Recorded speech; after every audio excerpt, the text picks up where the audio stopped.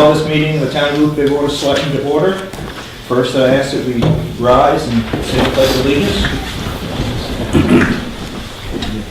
I pledge allegiance to the flag of the United States of America and to the republic for which it stands, one nation, under God, indivisible, with liberty and justice for all.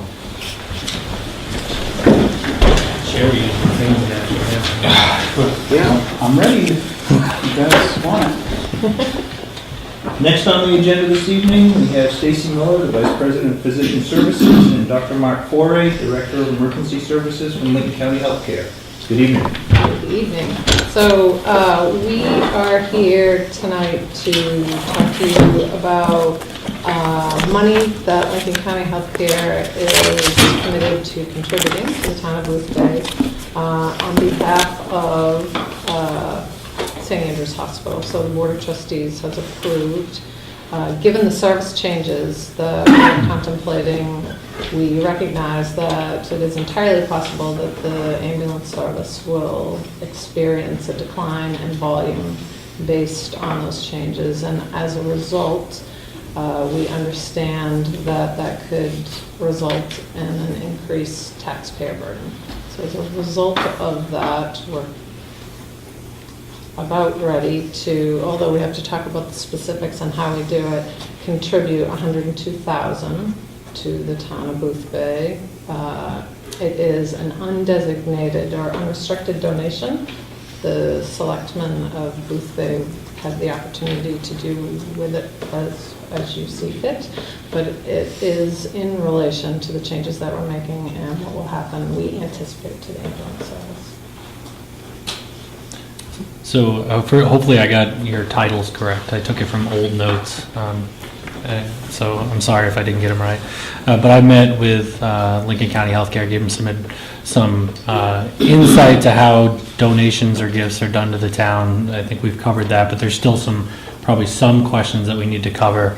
And we exchanged a couple of emails today because there are many different kinds of gifts that can be received by the town.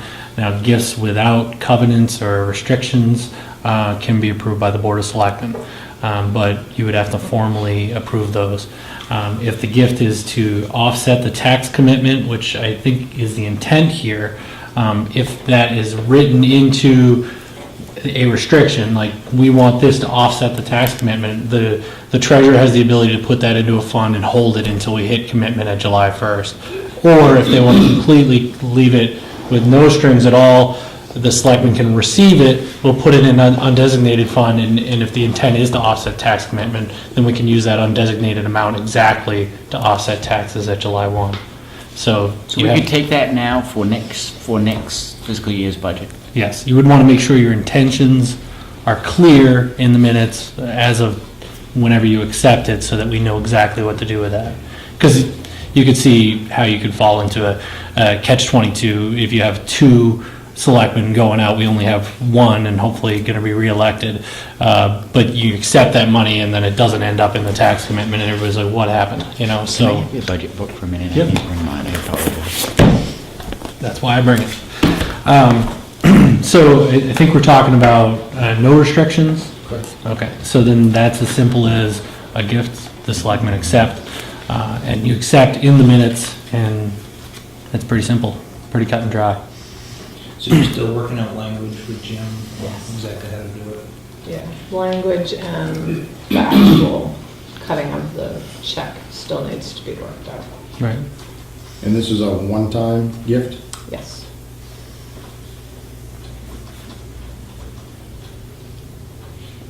How long do you guys think it's going to take to work out language? It's pretty easy, especially if I know exactly what you guys expect. I mean, when we're exchanging information, there's a lot of unknowns. You know, what kind of restrictions without putting words in your mouth? What kind of acceptance without putting words in your mouth?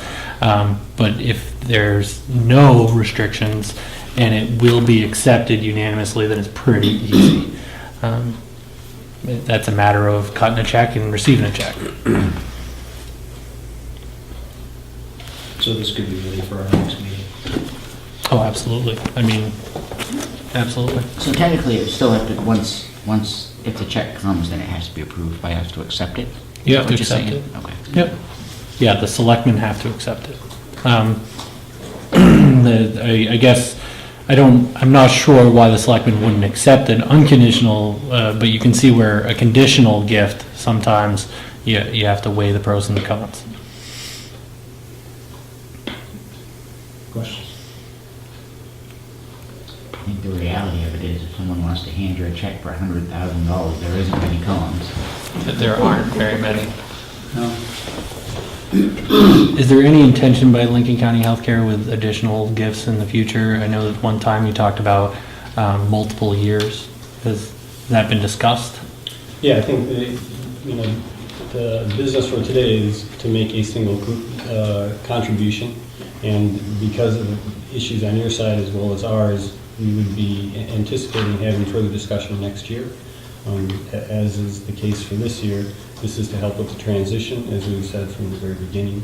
So, the concept is that this is a transitional process, but yes, we would anticipate staying engaged and talking with you again next year. Okay. Any other questions? Okay, hopefully you guys can work everything out and we can take care of this at the next meeting. So do you want us back at the next meeting or whenever You we know, get all this stuff worked out? and- Is 102,000 the exact amount of the donation I that think you so, plan? yes. If that's the exact amount, they could move on it tonight. I mean, 102,000. you could accept it and then it's just a matter of the transaction at that point.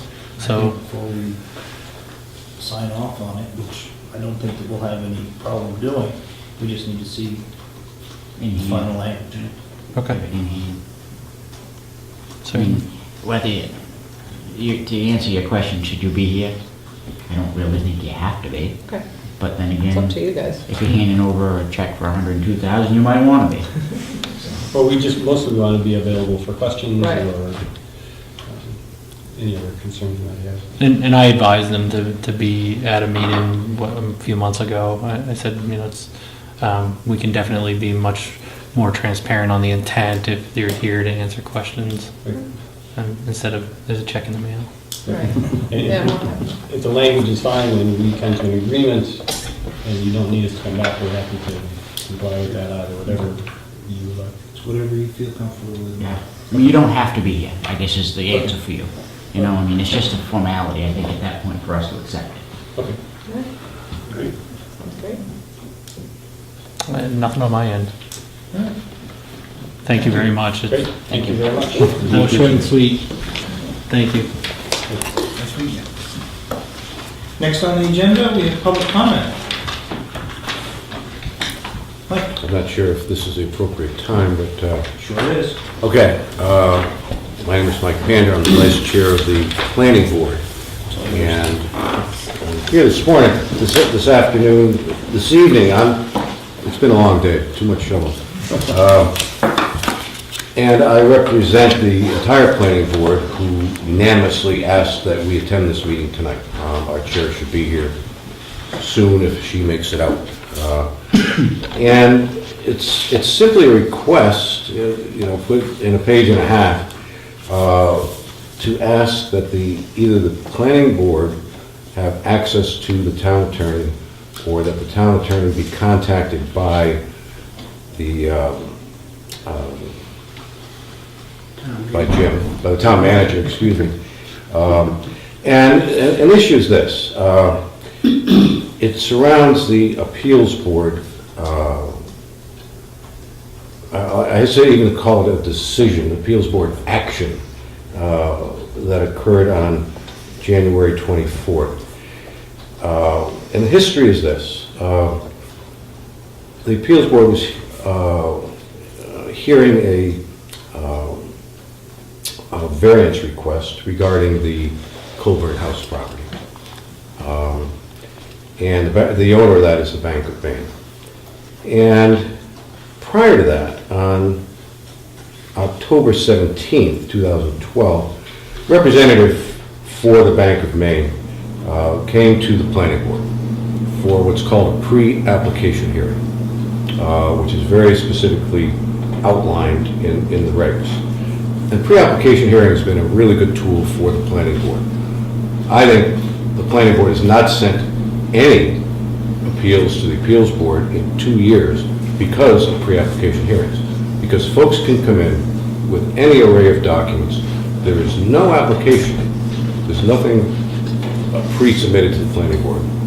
There's no fee, and I'll get to the bindingness of it or lack thereof in a moment. We've had literally plans on back of envelopes. A guy wants to put in a garage and he wants to come in and get our opinion. And it's a handy thing. The builders more use it more than anybody. And we take a look at the plans and say, well, I think you ought to kind of move that over because it's setback. What they do is they get the collective knowledge of the entire planning board. And it's how about if I do this? How about if I do that? It's actually saved people a lot of money in surveyors and planning fees because we can say, well, gee, I know this, your driveway's got to go probably over here and you'll be all set. So that's the tone of it. Officially, the ordinance says that the pre-applications hearings shall not be considered a substantive review for the purposes of the state savings statute, which is actually the statute of limitations technically.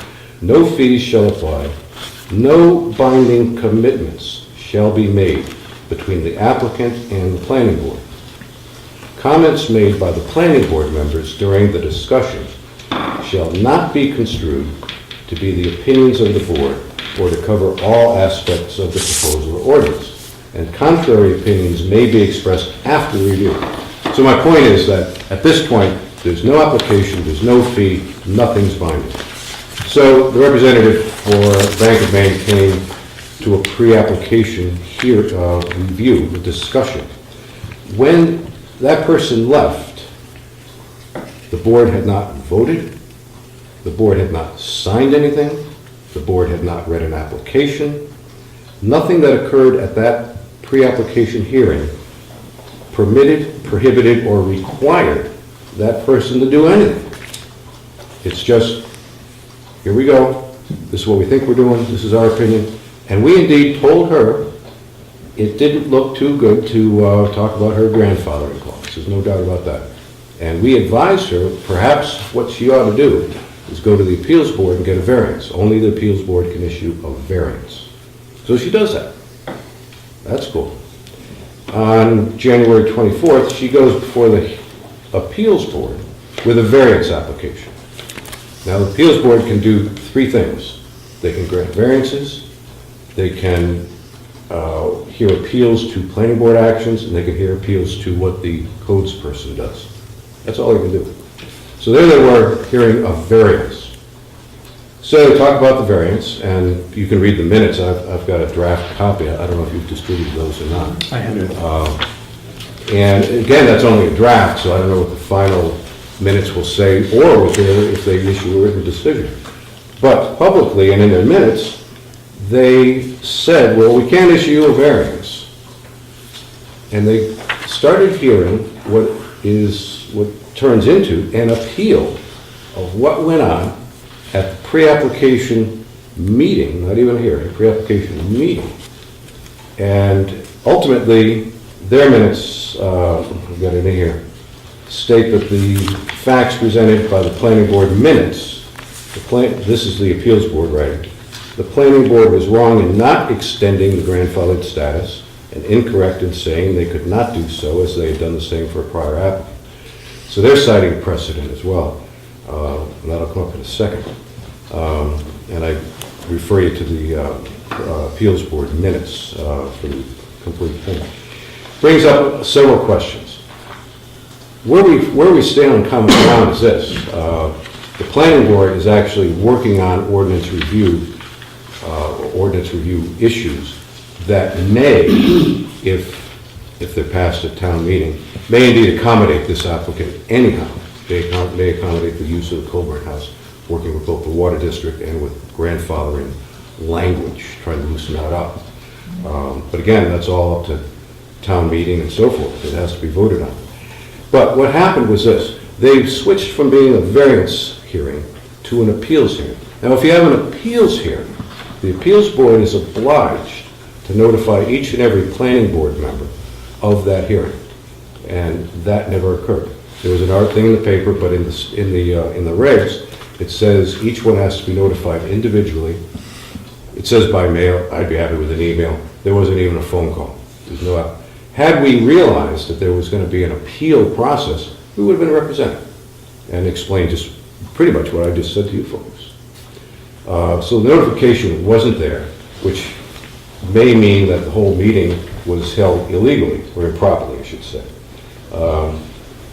The applicant, the Bank of Maine, if that person was appealing anything that occurred on October 17th, they had 30 days to do it. The original meeting, the pre-app hearing, was in October. There's no way they made the 30-day limit. They're talking with the appeals board in January, so there's a 3-month gap. So they kind of missed that. They missed that deadline as well. Again, where we stand on common ground is the outcome. The planning board is trying to find a way to make the regulations in that area more reasonable, more usable, more business friendly. And I think you'll find that'll happen no matter what it is. We're on the train. Nancy Cunningham, the chair, and Jim and I have had several conversations, and pretty much wanted to come to terms for several reasons. The planning board now doesn't know what to do about pre-application hearings. It's one of our most valuable tools. If indeed this regulation that says they're not binding, they don't commit anybody to do anything in town or the applicant, how do we talk to people? I mean, what are we supposed to say to them? We just plain don't know what to say. I don't want to have another one until this is clear. The fact that the whole application date was wrong, is it just saying, well, we don't want to, we're just not in a mood to comply with this notification. The date was wrong, the notification was wrong. More importantly, a prospective buyer of the Colburn House in particular, if their lawyer does due diligence, sees this appeals board, whatever it is they granted, it's not an appeal, they didn't change anything the planning board did. They didn't grant anything. I think they ordered you to observe the grandfathering. It's weak as can be. If I was their lawyer, I'd be saying, well, I don't know if you've got this or not. I'm not a lawyer, Jim's not a lawyer, none of us are lawyers.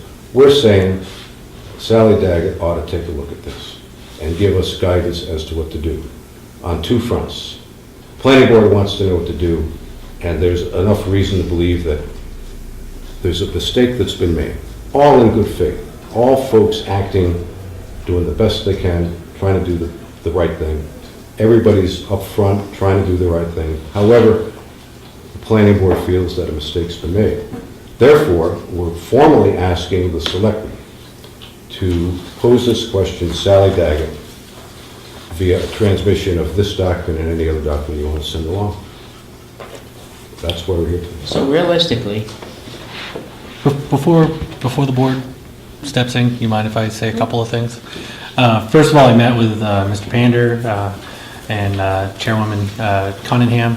It feels weird, I'm usually calling her Nancy, but we met, discussed in the opinion from administration with consultant from legal is that, and I think the planning board would agree, is that the Board of Appeals decision was, the outcome was what everybody wanted to see happen, and that the merit of the applicant has never been questioned. It was the process. Am I correct in Pretty much, yeah. stating that? So the process. Well, process is an internal function of the town of Boothbay. And to remember that the planning board and the Board of Appeals are boards of the town of Boothbay. And the recommendation that I gave to the planning board is let's put together a meeting of the planning board officers and the Board of Appeals officers to discuss some concerns, credible concerns on process. And that we could do, and then after that is to have a follow-up training session between the Board of Appeals, the planning board, and I would even extend the selectmen about these process elements as they apply to zoning and just boards in general. And that we are in the 45-day review period of any action made by the Board of Appeals, so that anything you say right now in a public meeting could be the basis for that appeal. So I just want to get that out before you guys respond. So what is the difference between Dave's AG property and this property, other than C2 district versus the, what is it, watershed, is what the Coburn House is? Watershed Reservoir Protection District. So- Bo Brewer came before the board and asked for a year's extension before the grandfather time So he when it paid, expired. so he paid the application fee and actually filed an application with the planning board? Bo came in with a formal application. Bo came That's in- what I mean. Oh, yeah, Bo came in with a formal application. It was before a year had expired. He said he didn't want to lose that right to sell it as a business. And he filed an application requesting a year's extension, which he can do. And in fact, one of the things that we're looking at is a possible extension of that 1 year to a longer period of time. Either increase the initial 2-year wait and then a 1-year extension, or some variance of that. We're discussing that changes that we're proposing.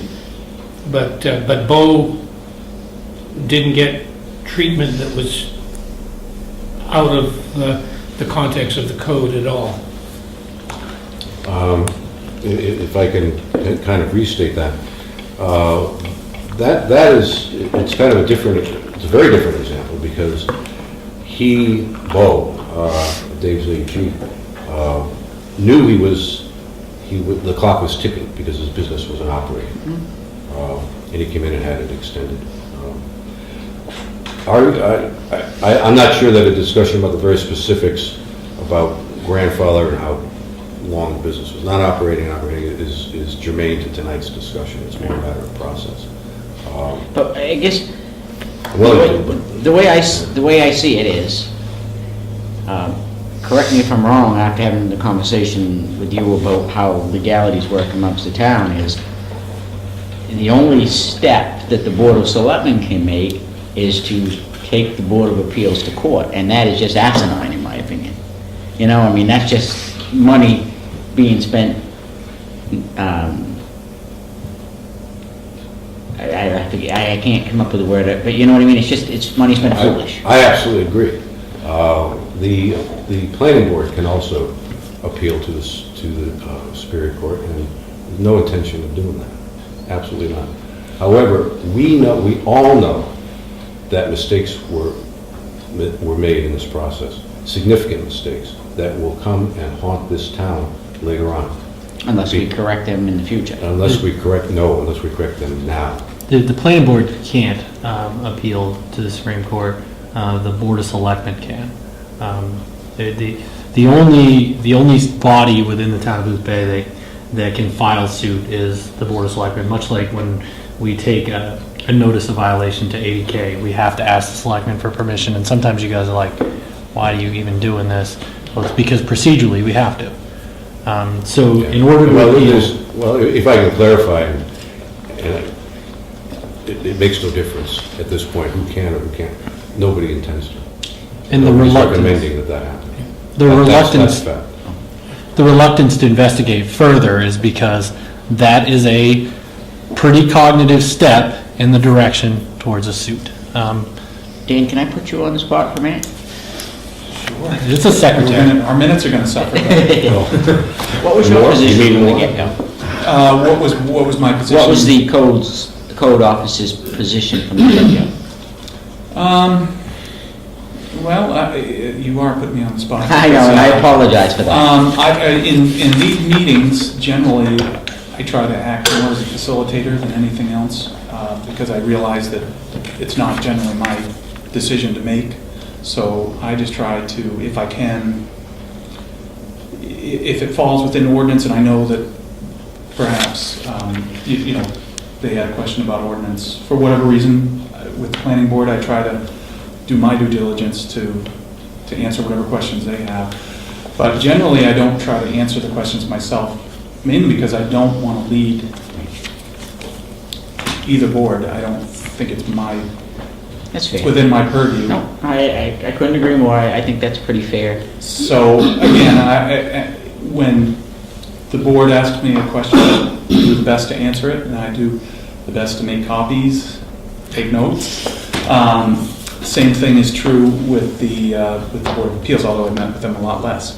So, the question came up in that meeting if I'd go copy off the minutes from the planning board, which I did, and that's kind of where they went from there. As far as my personal opinion, I think I'm a little hesitant to give it I based understand. on that information. When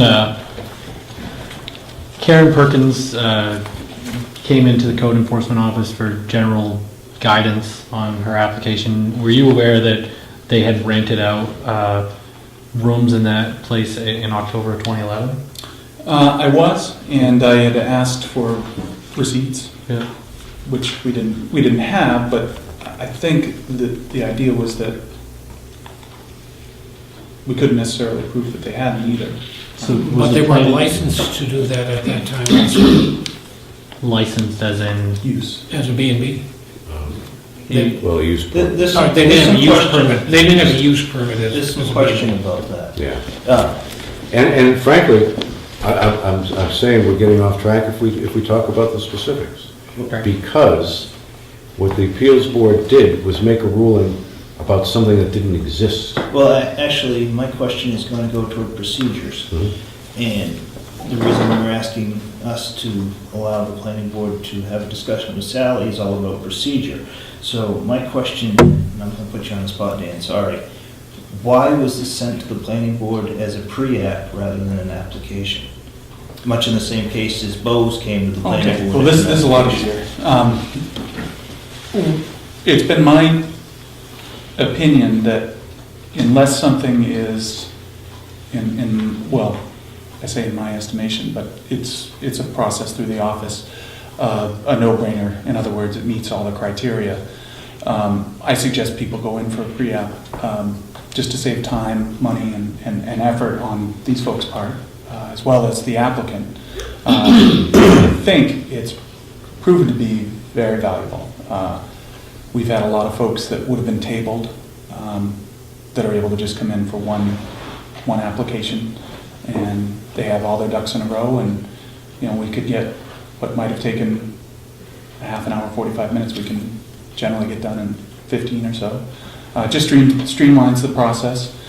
So I generally, if I think there's any question, I generally advise applicants to do a pre-app. I'm just thinking that So it'd be my fault. if you were looking at a timeline and when Karen came in and saw you and had said that they had rented some out in October of 2011,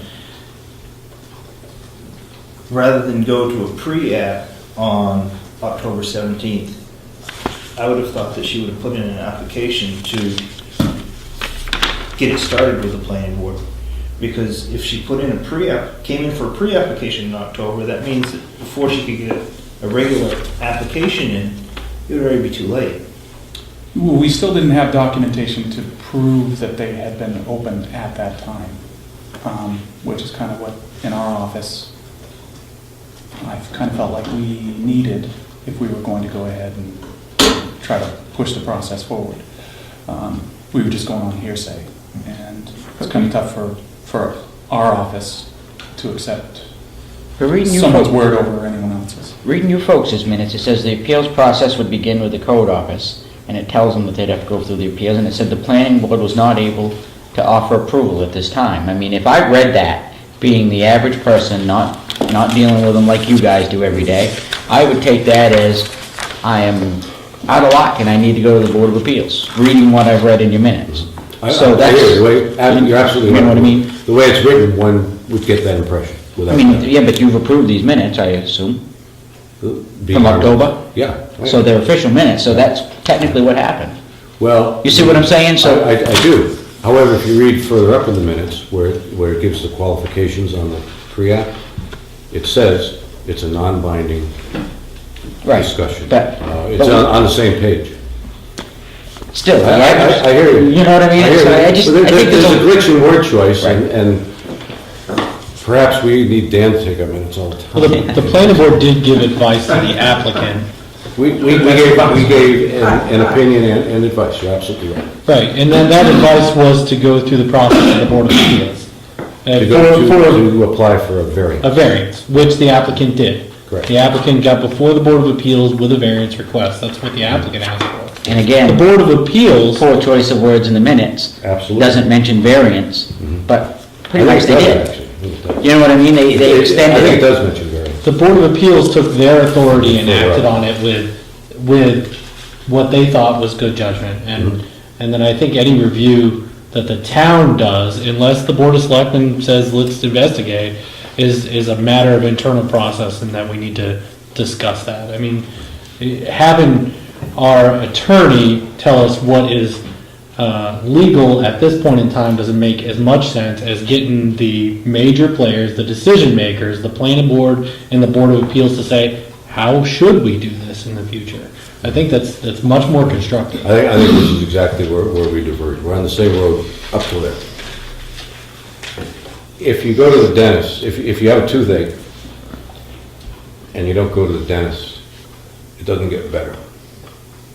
And then you have a toothache for a very long time, then you go to the dentist and you got a bigger toothache and a bigger problem to fix. That's our fear. In the advertisements for new members of the planning board as well as the appeals board, it says the members are provided with training and tools. One of our greatest tools is legal advice, and we're asking for that tool to be used right now. We're being denied it. What are we afraid of? We're afraid to go to the dentist. We're afraid to ask, jeepers, do we have a problem and how do we fix it? That's what's happening. And long-term effects, I think, are going to be injurious to the town. So what do you think, in the grand scheme of things, I mean, what do you think should happen? I think we should have a conversation with Sally and find out what she recommends. And then beyond that? That's all we're asking. Okay, but beyond that, say she says that you are 100% right, then My wife taught me years ago, I don't read minds well. I don't know what she's going to say. I really don't. I have a feel for what she's going to say, and I think that she will find a way to just make it right. Because if we don't make it right now, we're all going to suffer the consequences in the future. And it's going to, mark my words, at some point in time, it's going to cost the town more. Absolutely will. I'm talking about a phone call to Sally, get her advice. That's why they call them counselors. They give us counsel. We don't have to take her advice. We don't. But we need the wisdom of her judgment, because we don't have lawyers looking at this. And frankly, 5 experienced members of the planning board say we need a lawyer to look at this. And all 5 of us are saying the same thing in unison. I'll call to Sally, get her advice, and let's talk. Doing it after 45 days is not going to the dentist for your toothache. One of the things that... Hold on, Chuck just had you. Sure. It seems to me that we're still all talking about procedural issues. Yep. If needed, Sally is always there. But I would think for a procedural issue, we could utilize a different source that we already pay for. And that's MMA. Yeah, I was thinking the same thing. Well, when Mike and Nancy came to me to discuss, and I asked them to come in so we could speak about this outside of public purview before, obviously this discussion has to be public, but wanted to air it out first and let them know what my thought process was for not making the conduit to Sally perfectly open. And then what I did say was, well, I guess if you can pose a question, here's MMA legal. So after Mike spoke with Mr. Stoltz at MMA Legal, he called me and said, this is a matter of process, kind of had some similar concerns that Sally and I had, and said, I'm not going to weigh in on this until the town manager or the Board of Selectmen give me permission to. And I said, well, it's not going to be the town manager, it will be the Board of Selectmen. So that's how we get here. That's how we got to And that was a chapter and all this, and I apologize Right. for not mentioning that That makes process. much more sense. So clarify what Stoltz said from MMA. He said from what he gathered, it seems like the questions are a matter of internal process. What assumptions did the Board of Appeals take to get to their judgments, and are they correct in accordance with our ordinance? And so he would be looking internally at the town of Boothbay and not necessarily representing the town. He would be looking at an entity within the town. And he just felt uncomfortable doing that without permission from the authority. Ultimately, they work for the select. I understand. Right, because MMA's dues are paid by the town of Boothbay, and the town of Boothbay is governed by you guys. So some of the same issues. Now, after 45 days, and I don't hear any of the abutters that are concerned over the decision that the Board of Appeals has made. After 45 days, that decision is no longer appealable. Then we can talk publicly and openly about the things we may or may not have done. But at that point in time, we could then correct our procedures. Absolutely, and we can be candid. Safely and without opening up, I hate to use, for lack of a better term, Pandora's box. And we can be candid with ourselves. We can say, wow, that wasn't necessarily legal. If somebody had appealed us, then we shouldn't have done that. Or vice versa. What we did here was ironclad, and we should continue that process. But what I envision is, let's wait till 45 days. There's no sense in making legal headaches for the town of Boothbay when right now we don't see any. 45 days is a small amount of time in the world of local government to make sure that we don't have any open liability and that we can discuss this. And then we can bring Sally in with the Board of Appeals, Planning Board. We can invite the press, the public, anybody that wants to learn about Board of Appeals and Planning Board. That'd be a great time to get one-on-one education from one of the best attorneys on land use planning and zoning. Seems to me from what I've heard, that I don't think anybody said tonight that they don't think that the grandfathering was the right thing to do. But it seems that it's all about the procedures that were in place and the fact that they may not have been followed correct. Is that a good summation? May or may not. And the result may be something the town gets haunted by in years to come. I don't understand that. Okay, well, this is the point that I was trying to make out. While one case doesn't make a precedence, we could have sitting out there similar people with similar concerns saying that I can go to a pre-app, which is a tool that the planning board really needs. It's important for the town. Not hear what they want to hear, then go to the appeals board, and to have the appeals board use this kind of logic to make a decision that, from a process point, from a code point of view, is wrong. I think we have something that's starting to hang over our heads that can happen, that would be a very serious thing for the town. But the heck of it is, when she came to this I keep forgetting your terminology, pre-application things, you guys told her to go to the Board of Appeals. With a variance, with a variance. Yeah, but you still told her, so the average person, not being a builder understands the steps you have to take, but the average person, I would have took that just as well to say, I've got to go, and that's what she did. She went to the Board of Appeals. Oh, she absolutely did. And I'll continue on. She goes with a variance with high hopes. And the applicant in this case is not a cub. The applicant is a realtor. She knows she knows ordinances and so forth. She's more savvy than the average Joe. And the bank is her client. The bank's full of lawyers, you know that. So she goes with a variance. She finds herself in an appeal process. And what would you do? This is going pretty well. She says, fine. I mean, who wouldn't? She's not at fault whatsoever. She's just going with the process. She went in with a variance, and the appeals board switched it to the appeal, which is when things started going awry. Now, I'm sorry. my wife's gonna hate me for this one. No, sure. But I think that both boards have a little bit of ownership in this. Process doesn't appear to have been followed to the letter by the appeals board. However, in the planning board's minutes, if you write in there that you weren't able to offer an approval at this time, that means that there was some discussion on approval or disapproval. And unfortunately, it's on the planning board for having that in the minutes. So both boards in this case may have made mistakes. I think we all agreed just a little while ago that the grandfathering was the right thing to do, but there's a procedure here that was a little messed up. If the planning board is worried about having pre-applications, don't put any wording in your minutes that make it appear one way or the other that you either disapprove or approve something. And Stevie was right. It makes it look like you made a decision. Whether you did or you didn't is... That one phrase, I absolutely agree.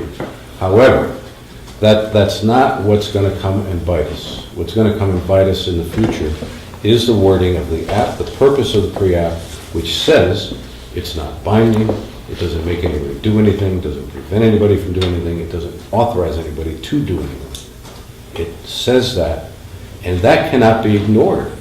Our minutes are not the ordinance is here. And No, the but your ordinance is minutes, very once clear. you approve them, are part of the permanent record. And even though you have that in there under pre-app, the very last sentence makes it appear that you made a decision one way or the other. And if you're not going to make any decisions, and I went through pre-apps when I was on the planning board, I'm not even sure that I would have had that much in there. We discussed this, we looked at this, end of paragraph. Well, the minutes do have to reflect the conversation. Not really. I think it's fair. If you're having a pre-app and no commitments can be made, no binding agreements can be made, there isn't a whole lot to discuss other than semantics. And if you're just discussing semantics don't need to be in minutes. The details would be more when you're actually hearing the application. but- That's when they absolutely Right. have to be in, no disagreement there. However, if the conversation is described in the minutes, I don't see any problem with that. I think if there's a mistake, we need to put a bigger header on our minutes that say these pre-apps don't mean anything. They have no impact whatsoever. They're not intended to, we're not of a mind to. So why even put anything in the minutes then, if they mean nothing? Because it's a public meeting, we're public agents. Yeah, but you don't have to, technically, you don't have to record minutes. Yes, you do. Oh, yeah, absolutely. They When you change make the a law. decision, you do, but you don't have to write down all this stuff. It does not need to be verbatim. You do need Right. to have minutes. It doesn't need to be verbatim, but it does need to capture the sentiment of the conversation. Reflect what. But what I would say is, and you know, this is where a joint session between the Board of Appeals and Planning Board would be great, with some input from legal counsel and administration, everybody to put their minds together. But there's nothing wrong with some boilerplate language being read to the applicant when they get there. So that, you know, this pre-application is just some independent individual opinions from us. We will not rule on anything. I envision them signing for a copy. I'm serious. I'm absolutely serious. At this point, I think our discussion is pretty much over. The 5 members of the planning board have done their due diligence. We brought this issue to your attention. We apparently do disagree. We again ask you to seek legal counsel on these issues as soon as you can and before the 45-day appeal period is up. Now, why is that? Why does it have to be before the 45 days? This is the part that I have a hard time with. This is where mine and your road's part. Okay. There may be some common ground here. The planning board feels that there's an error in the appeals board decision that can be fixed. A lawyer can tell us how to make the fix. You take them to court.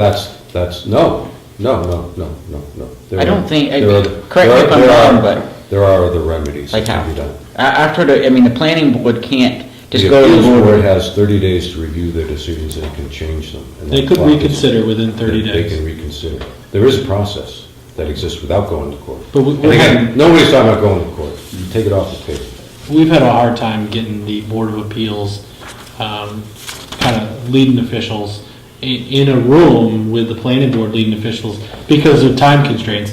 I don't see us pulling off a reconsideration for the Board of Appeals decision before 45 days and really having any change in the decision. Maybe some change in process, but I don't see a change in the decision. So your 30 days are up anyways. Their meeting was on the 24th of January, today's February 25th. So that's a moot point, they can't reconsider. Depends on how you read it. The limit may indeed be 45 days. What's in our ordinance? I think it's 30 days by statute. Well, it depends on which side of it you read, and we're trying to clear this stuff up. One of them, the way I read it says 45, one of them says 30. I lean toward the 30, quite honestly, but I think one of them is 45. So there are two things going on. Planning board is suggesting there's been an error, let's correct it while we have the ability to correct it within the 45 days.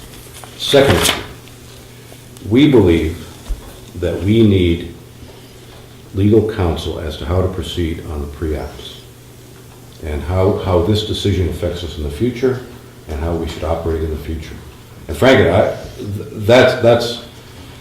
that's so important to us, I don't know what we'll do if we don't get that counsel. I don't think anybody's challenging that, and actually, I understand Fran's concern tremendously, honestly, but I think it can be remedied after the 45 days is up and we have everybody in the same room with legal counsel showing everybody exactly how we have to proceed forward from that point in time on. Then the planning board asks you, why not ask a lawyer before 45 days? What would be the reason for not asking a lawyer within the 45 days? You're actually giving up a right by not asking. One of the reasons I think that I'd have a hard time with it is nobody here is challenging their decision. You're happy with what they've come up with, everybody else seems to be happy with what they come up with, the abutters seem to be happy with what they come up with. So And I'm not happy about what's gonna happen Why are we in the investing future into a because- lawyer instead of correcting our procedures? Because I'm not happy with the result that the appeals board decision may have in the future. Such as? But we can correct that. Right. After 45 days, so that won't happen again. We can't correct the decision. We can correct it within 45 days, but we can't correct it after 45 days. But the decision, let's say you find error in the process or the decision after 45 days, the decision's an island. I mean, you don't have to go on it again. I mean, essentially you can use that as a learning tool for future decisions. It may or may not be used in the future. We may decide not to, but you know that if somebody has an issue, that this appeals board decision will help them, that's the one they're going to point to, and they're going to use it, and you know how it works. They're going to use that. Absolutely will. They'd be nuts not to. They're not earning their keep if they don't. But again, Absolutely one not. decision does not set precedents.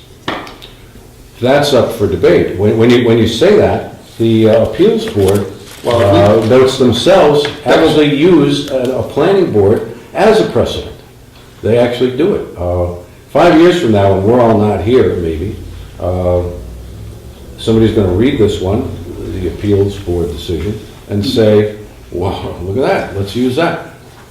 This meeting will be meaningless in 5 years. But that's a justification of the board that's making a decision, saying that they found that as a fact of some substantial merit. Mm-hmm. I mean, essentially, you can't, I mean, that's up to the board to make those decisions. And essentially, if we put together a training session and we document our training session and come out with it with some pretty known protocols that this is how we will handle these things, then how haven't you made a better platform for review? We can document those protocols. That's pretty easy. Matter of fact, they may become recommendations that get included into ordinance in the future. Collectively, we're looking forward to a joint training session with the appeals board, no doubt. In reality, we don't interact because in the last 2 years, the planning board has never sent an appeal to the appeals board because it hasn't been necessary. And that doesn't happen for nothing. Now, we find ourselves at loggerheads because of the appeals board action way outside of anything the planning board knew about it, frankly. We would have gone to this meeting and had some input. We wouldn't be here tonight. Had the notification not been ignored. And I think we all understand I think we all understand the problem. There is a problem. There was a procedural problem that took place. Nobody's questioning that. I don't think. Maybe I'm wrong. I don't believe so. I just think there's in-house ways of handling it cleaner. I hate to use the word. I mean, That's a good word. And now think of times that we have to hire attorneys for the various boards in the town. Matter of fact, let's go back to David Stimson, who is before the Board of Appeals before the Planning Board right now, but had a very recent appeal. We had to hire 2 different lawyers for the town. One to represent the Board of Appeals and one to represent the Code Enforcement Office. We have to do that all the time. We have to think about which lawyer or which firm, because Jensen Baird could not represent 2 bodies within the government at the same time. We have to make those decisions about which one do we want with who. And in this case, and usually that falls about administration, I'll take guidance if you want to give it to me. But in this case, I would say I would want Jensen Baird to represent the Board of Appeals. So I'm very reluctant to give Jensen Baird to the planning board at this point in time when there's no appeal. And I'm also very reluctant to bring in another attorney to give advice about our internal processes to the planning board at this point in time. So 45 days makes a lot of sense for me. Because then we have free reign. We can bring Sally in and we're not complicating the appeal process any further. When we talk about changing the process, and to have a meeting like that is probably a very good thing, but I think that it needs to be aggressively pursued I agree. by the selectmen to force that meeting to happen in a timely manner right after day 45. I agree. And read into this statement anything you want, but it needs to be forced to happen. I know that all members of the planning board will be there. And I would go one step further that I'd like to see Board of Selectmen members. Yeah, I do too. I think it'd be a great thing for the Board of Selectmen to be there, as well as your board, as well as the Board of Appeals, and Code. I'm not sure that this is a meeting that needs to be forced. I think you're going to have to. I don't. But that's why I said, read into that whatever you want. I don't think, and if we start talking about forcing people to come to meetings, all we're doing is creating an adversarial situation that we don't need. I am sure that a meeting between your 2 boards, or even the 3 boards, can be set up. But we also need to remember that there's a lot of things that go on outside of these walls too, so getting everybody's calendars together. It may not be day 46. Yeah, I realize that, but the process to start it needs to happen on day 46. And I agree with that. I think it has to happen sooner than later, but it has to happen, I think, after day 45, but hopefully not day 90. You know what I mean? I'm talking day 50 would be good. The scenario that Jim described about whose lawyer is whose lawyer is really a worst case scenario. What worse, because nobody intends to appeal this. We're not suggesting the selectmen appeal it. We're not suggesting that the planning board appeal it. We're not suggesting anybody appeal it. What we are suggesting is to correct an error so it doesn't haunt us. We've done our due diligence. We brought it to your attention. We absolutely have. Meantime, in the last 2 years, how many times have we asked to use a lawyer? I was gonna say, I'd have to refer to Jim. Once, maybe. I can't remember. There's a lawyer in for our application hearing last Wednesday to, I think it was representing Code's office. We use the attorney all the time for preparation for meetings. I mean, that you guys might not be privy to. But the planning board essentially never uses a lawyer. Here we are dealing with some fairly complex regulations, not to mention the other reading that has to be done with the case law and everything else. We've got to be on top of things. We've never asked before, we're asking now. That's what I'm saying. The end state. There's no big expense. The end state of this is what I think everybody wants. I'm certain the selectmen wants it. I know Yeah. the planning board wants it. It's good for the town, it's good for industry. Nobody is disputing that. It's the process that led to this that's of concern. But, you know, I do get paid to look at worst case scenario. That's why these guys pay me my salary. Well, I'm not disputing that you're looking at it, but what you're describing is an exaggerated result of what's going to happen. We need less than an hour of Sally's time. But We need to get her opinion and act on that. But the opinion that you get from the attorney, if it pokes holes into the process, is now available for anybody to use. Mhm. And It's available right now. No, because we haven't gotten an opinion. Right, and we're No, not. no, the scenario's available. right Yeah, now. but And some other attorney can have an opinion. And it doesn't make much difference. But if we go get it, if we go get it the town's opinion tomorrow, Yeah. and they do poke holes in it, that becomes back to us, and we hear in a public forum that that's the town's opinion. If anybody, now you've set precedents that the town got the town's opinion saying that it was done illegally, whatever, and the Board of Selectmen chose to do nothing about it. Mhm. At that point, That's you're an on record as doing, well, but, That's an you- option. I understand, but now you're on record. Right now, we're not on record. You see what I'm saying? You don't have that legal opinion. And if we hire Jensen, Baird, Gardner, and Henry to poke holes in a case, they will find some. And if we hire them to defend the case, they will defend it to the utmost extent. We're not hiring for either of those reasons. We're hiring them with a phone call to ask, what is the right thing to do? I agree, in 14 days, I think that's a great idea.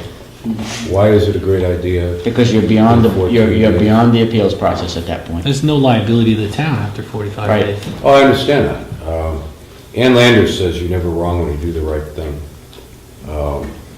If we're afraid of hearing what the dentist has to say, then wait the 14 days. But again, our opinion is it's going to hurt the town in the long run. We could hear from our attorney, well, we ought to bring it to appeal and all, and say, we're not going to appeal. We don't want to go to appeal. We've got a procedural thing. Long term, my question, reviewing all the sequence of events, is, well, gee, we violated this ordinance and that ordinance. Well, next time, which ones do we want to ignore? Pick them out. Oh, they're okay for this time. We'll ignore these ordinances and this one. We've got 3 that were clearly, blatantly violated right here. So next time, which ones you want to ignore? Now tell me which ones you want the planning board to ignore. I don't think you're gonna. I don't think it was done on purpose, but that's what happened. We've chosen, what you're saying by waiting the 45 days is to outright choose to take the ordinance and say, we don't want to deal with those this time. And what do we do down the road?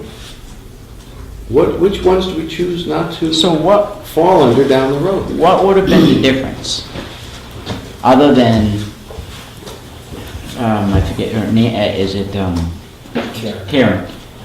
Paid her $100 to come before you folks with an actual application for you to tell her, let me see if I can get the correct how you worded it, that the planning board was not able to offer approval at this time. The only difference would have been, the motion would have been to not approve, and then the vote would have been probably 5-0, and then she'd have gone through. So that's the only difference. Not necessarily. What's the difference? She wouldn't be able to get approved. If a full application had gone through, and she had the corresponding documentation that Dan alluded to earlier, it is my belief, and I don't sit on the planning board, that it would have gone through just like Dave's AG application.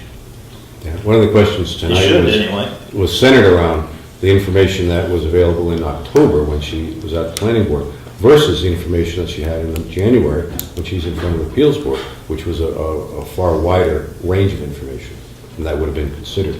So the scenario really doesn't jive. And I think it's perfectly plausible for that evidence, which is whether or not somebody rented and there was a continuation of use, to be looked at differently by administration, by the planning board, and by the Board of Appeals.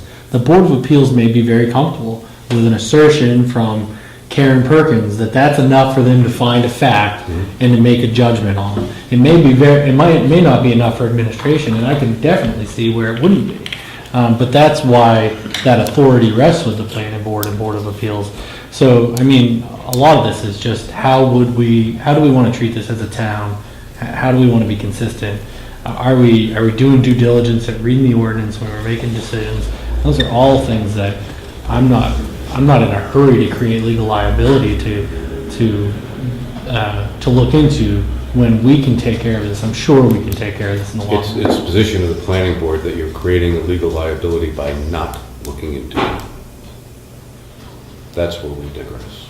I guess that's where we differ, right?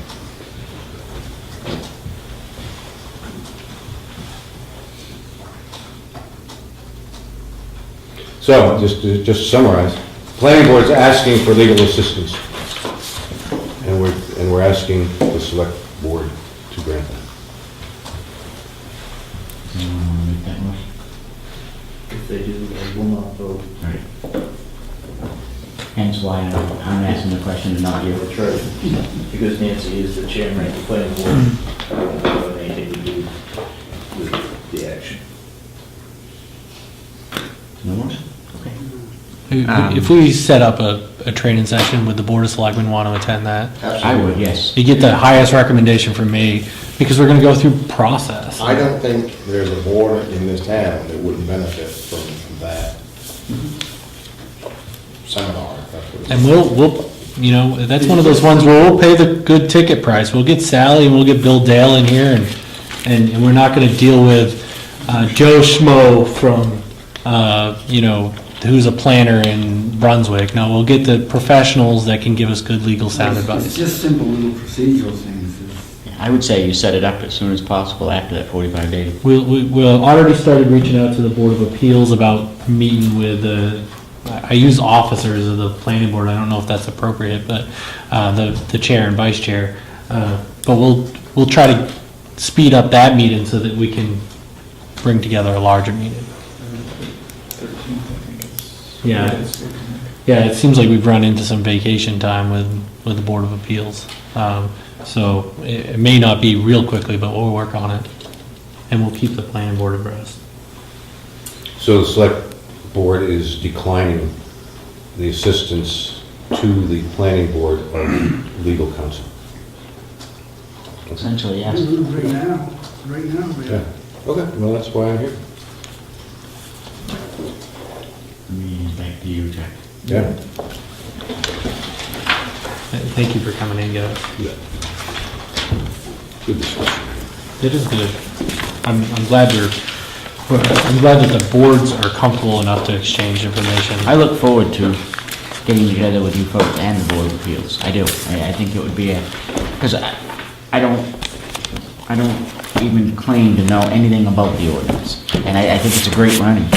You know, I mean, I've looked at them from time to time, but nothing like you guys do. I mean, you probably could cite word for word some of the ordinances in there, but You go to the book. And when we went through Stimson, I think that every single board and administrator in this town learned something along the way. And wouldn't it be nice to learn it when the pressure isn't on? So I look forward to it too. All right, next on the agenda, approval of minutes of the previous meeting from February 11th, 2013. Motion's been made and seconded. I won't vote on these because I wasn't at that meeting. All those in favor? Motion passes. Reports. Jim? Okay. First, and we've been putting this a reoccurring report on here is about the St. Andrews Task Force. The task force is going to have a large public meeting tomorrow night, 6:30 at the elementary school. The discussion will be the Advantage report and essentially the task force presentation on reading that and disseminating it. Some other things that I would like to point out while I'm on the topic of the task force is that we met with the main AG. It was fly by the seat of your pants really quick. We got the opportunity to meet with the AG. briefed her on the subject. It was, and to get the AG herself, it was nice that we got her time. Also met with the assistant AGs that were working on that case. Mike was there as well. We had a really good team. The AG was receptive, responsive. We had back and forth information exchange. Other than that, I don't have anything else I can share. But it was a nice meeting. It was a nice hallmark for all of us to be able to sit there and. So what's the standard guidelines for the AG? I mean, do they have to respond within a certain amount of time? The AG is determining whether her office can first of all can step into a situation, and second of all, will they? So really hard questions to answer from her perspective. But we definitely respected her time. It was well worth the visit. Secondly, I wanted to let everybody know that one of the discussions that we had at the AG's office was about her bill to make bylaws and minutes of the board meetings of publicly funded hospitals subject to Freedom of Access Act. So now that has a bill number that's LD 684, and it's been sponsored by Representative McDonald of Boothbay.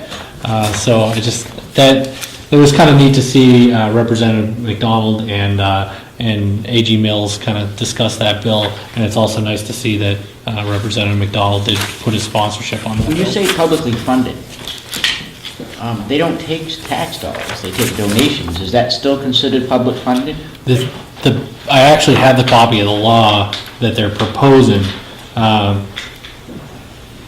It should cover Medicare and Medicaid as well. It says bylaws and minutes of any meeting of the board of directors of a hospital are public records if the hospital receives public funds. But what is it, I guess my question is, what is the definition of, because Medicare is public funds, but yet it's a bill for service, whereas. But it's still technically our money that's paying for the service. Sure, okay. Yeah, and I thought If I can add, there are a lot of public funding sources. They could be research grants from the Fed. They could be federal money that create critical access hospitals, such as the $1.1 million a year that goes to St. Andrews. They could be other subsidies and grants, such as that. Such entities, hospitals and colleges, they get their public funding from a variety of sources.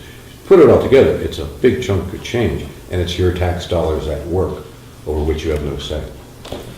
AG Mills shared with us a story when she was representing the Farmington area and wanted to speak to the board of trustees for the hospital. They said, well, no, our meetings are closed to the public. I mean, the rep at the time wasn't even able to get access. So I think she shared some of our frustration, and it's nice to see we're collaborating on a bill. Something I got today is that there are some volunteers associated with the task force that are going to bring to the task force governing bodies a response to Lincoln County Healthcare's information paper that's going about. So I think this is really good. When I read through it, I thought the way they redirected the response, if you read both the information coming from Lincoln County Health and from the task force, that's the only way you're going to get a good direction of what is of all the information that's out there. So I think they're going to bring this to the task force governing members and ask them that this be adopted as maybe a rebuttal. But in the meantime, I possess it, so it's public, so we'll get it out to the board members for you guys to review. You can just have it in electronic, email it to us? I will scan it. I don't have it since I didn't write it. I didn't write it. We'll make it available by a PDF. It's really good though. Okay, I lost my train of thought. I'm sorry. Has the task force seen the documentation from DHHS on their position on St. Andrews? No, I didn't formally give it to the task force yet. We put it in the rest of our files though. Okay.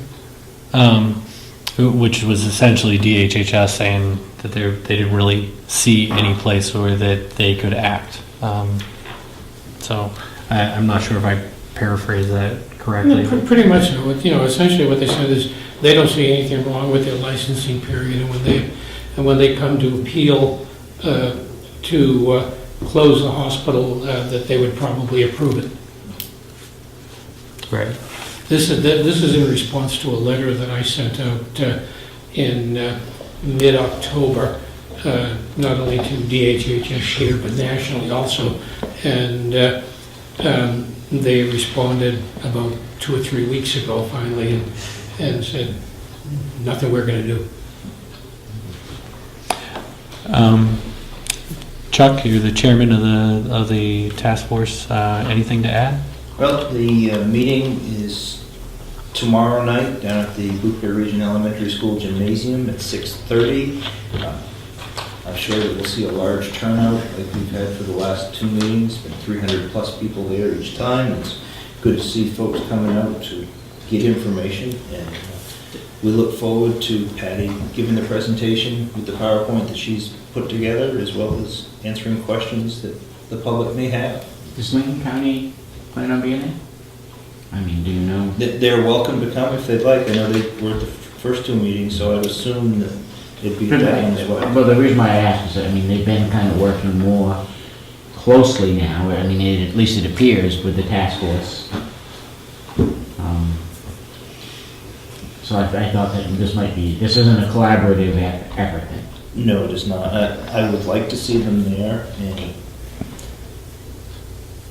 I think I can say for the task force that I'd like to be able to sit down at a table with them again. We're willing, and we would like to get back together. We haven't sat at a table with them since the response came out about our Advantage Guerrero.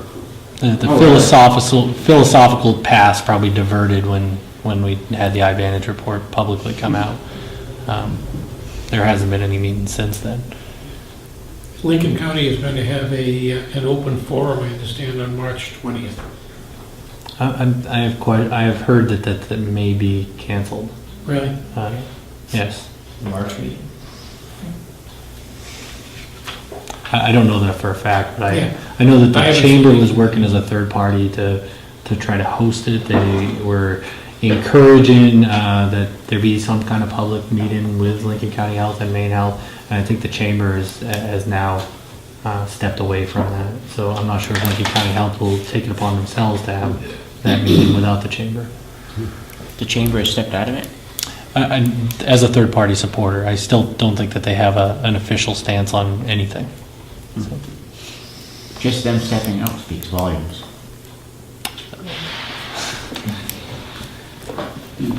To wrap up the St. Andrews Task Force, I think the task force has taken upon themselves to be, if anything, information distributors. So anything you see that's coming out of the task force is really well intentioned to inform the public. 2009 CDBG grant status. This seems like something we talk about often. So this is the Biovation grant. We met with DECD, Department of Economic Community Development, and Biovation again. Once again, I can't say enough about how great Biovation's been to work with. I know there's some heartache, but as we looked into the process they used in 2009, 2010 about administration of the project, found some things that we could look a little bit closer at, and decided to resurvey the employees hired by Biovation during that time frame, and found that when we applied a more stringent rationale to the surveys, that some people actually qualified for that special condition of the grant, which is what we were talking about, is 6 people needed to be hired by Biovation, and 3 of those, minimum 3 of those, I think the grant may have said 4, need to be low to moderate income employees. The rationale they applied when they did the survey in 2009 was at the time of hire, how much money did they make, and the rationale that should be applied is when they were hired, what did they make in the previous 12 months. In one instance, one of them was a college grad getting a job, obviously LMI prior to hire. So we found that 2 people qualified as low to moderate income, and we have not surveyed them all. So there's a good potential that we might find that we have met the conditions of this grant, and that means that we would be off the hook for repayment of $100,000. And, we didn't have to pay anybody to redo those surveys. Department head reports. Just recently, the Lori and Mike Alley from Public Works, did a safety audit of the business office. This is the second safety audit we've done since we revamped our safety programs. So they'll deliver the results of the safety audit to me, and I'll have a time frame in order to correct the violations. So we're kind of doing audits amongst ourselves, and it'll make us all better at our safety programs. Even Mike said, as he's looking at trying to find problems with ours, it makes him think about his own program. So it's a really healthy habit that we've created. Public Works has obviously been snow plowing. We're trying to change the days of the week slightly so that we can plow during the weekday, but it's not working. We don't have that authority. The floats at Nickercane, a few of them have already been placed, but all of them are there. They're ready to go in, and when weather cooperates, they'll all be in the water. The Murray Hill floats are now being brought up to the shop for repair. I really like what Mike's doing with repairing those floats in the downtime between storms. It's much more economical than what we were doing before. Assessing, right now as a matter of fact, I spent a lot of the day discussing some of the finite details with O'Donnell about roles and responsibility between them and us and where the handoffs occur. And this is something that we plan on doing in about a year after bringing them on board. So we've been with them long enough that we can start making some minor changes to how we do functions to get a better product. I do have in my office the copy of the mapping project, which we've talked about. The only thing is I didn't want to bring that to the board without John or Mike to present. I know they'll do a much better job, and you'll see quickly why we need better mapping for the town and what they can do that's a little unique to give us a better product. Code enforcement, I think Dan said that this is the third attempt to have this erosion and sedimentation control class. Every time they schedule it, it snows. So what Dan has taken upon himself to do is put together this class in which all dirt workers in the town will have to have certification. So this is one of those times where the town is trying to be proactive and make sure that our contractors have this training, which they're going to be required to do, rather than go up to them and say, where's your certification, here's your notice of violation. Who's requiring them to get certified? I do.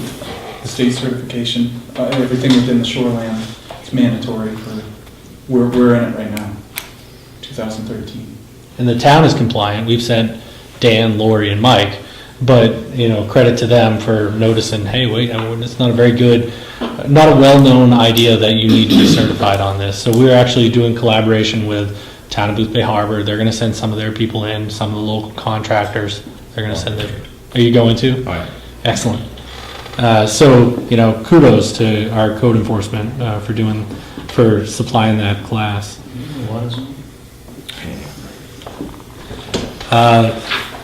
As you may have noticed, David Stimson, who had the recent appeal for his boat building workshop on River Road, is now before the planning board. They met the first time, and I wrote a little email to the planning board that a credit to the planning board, what has been a difficult political discussion about whether or not boat building should or should not be allowed, and there's a lot of public discussion about it. The planning board put together a very tactful, informative meeting the other day in which they heard David Stimson's arguments, they heard the public's argument, everything went flawlessly. And they didn't make a decision that night. They have an on-site for Wednesday, and I think a week from then they have a continuation of the meeting. But a credit to the planning board for the process and the atmosphere that they set for that discussion, and no matter where the decision goes, it will be the right one because of that atmosphere. The planning board continues to do workshops on zoning ordinance review. A business office. We have a special town meeting here tomorrow. That's why you see the boxes all around the side. Tomorrow morning, they'll be set up as voting booths. The auditor comes in Wednesday, and that's when we're going to start implementing some of our procedural changes for finance. We will send out reminder notices for taxes probably sometime in the next month. We probably have about $700,000 to $900,000 worth of taxes that are still outstanding. It's pretty routine. Obviously, not best case scenario for the taxpayer or for the town. So if you have outstanding taxes, call the town. We'll figure something out. We'll try to figure out how to get you to pay less in interest. It's because it benefits both of us. We haven't sent out the public notice, but probably March 8th we'll do a shutdown of the town office.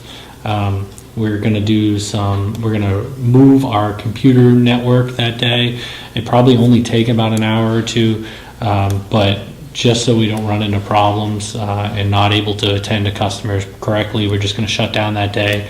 We'll take care of some training, take care of some other in-house things. So anybody that's planning on coming here on March 8th, just take notice, and we'll make sure there's plenty of notice in the papers. Maybe we'll put one on Channel 7 as well. Jim, this may sound like an odd request, but if we're going to shut down a day, can we shoot for the middle of the week rather than a Friday? We had several dates. Really, we had to align this best with our IT provider. It just kind of fell on that date. Yeah, I can see the pros and cons of both. And we do have a backup date too, but I think we'll be able to pull it off for the 8th. Yes, I agree with Chuck, though. It does seem like the middle of the week is a more logical, in the future, for training or anything like that, than Fridays. I mean, people payday wanting to register their vehicle or something. I mean, middle of the week just makes more sense. Okay. Well, if anybody has any troubles with that date, if you can call us in advance, we'll try to make sure we can do transactions that day. We just don't want to promise anybody that we'll be open and then not be able to do those transactions. I know that we have nomination papers have gone out for, Chuck, you took out your nomination papers? I know, I took out mine, Swing took out his. Sue Norton, from what I've heard, is not taking out her papers this year. She has not taken out papers. Skip McPhee is not taking out his. But Jonathan Lewis has taken out papers for what would have been Skip's spot on the water district. But no, Sue Norton and Kevin Anthony haven't taken out their papers for the school district trustee and the superintendent committee. So just a reminder to people, if you're interested in serving on one of these great boards, take out your nomination papers and then run the gauntlet of getting elected. That's all I have. Questions? I don't know if this would come under reports or not, but in all your spare time, in the last 2 weeks, have you looked into wiring the room at all? Oh, yes, I did want to cover that in reports. Tomorrow morning, it's 11 a.m. I have a contractor that's going to come in and is going to look at the room, and we're going to try putting together some budgetary perspective quotes on what it would cost. Is that something that Channel 7 should be here for? I mean, he's going to be hooking in or no? They can. I mean, but really what we're looking at is going to be, we're not going to get into specifics yet. I want to know. I'd like to see us be in the specifics sooner rather than later, only because we hear complaints all the time about they can hear me loud and clear, but they can never hear Douglas over there because he's far away from the microphone. Some people actually enjoy not being able to hear Douglas, but other people want to be able to hear him. Didn't want to say. Yeah. It's a local contractor? No, we're bringing in somebody outside to help us put together the bid specifications.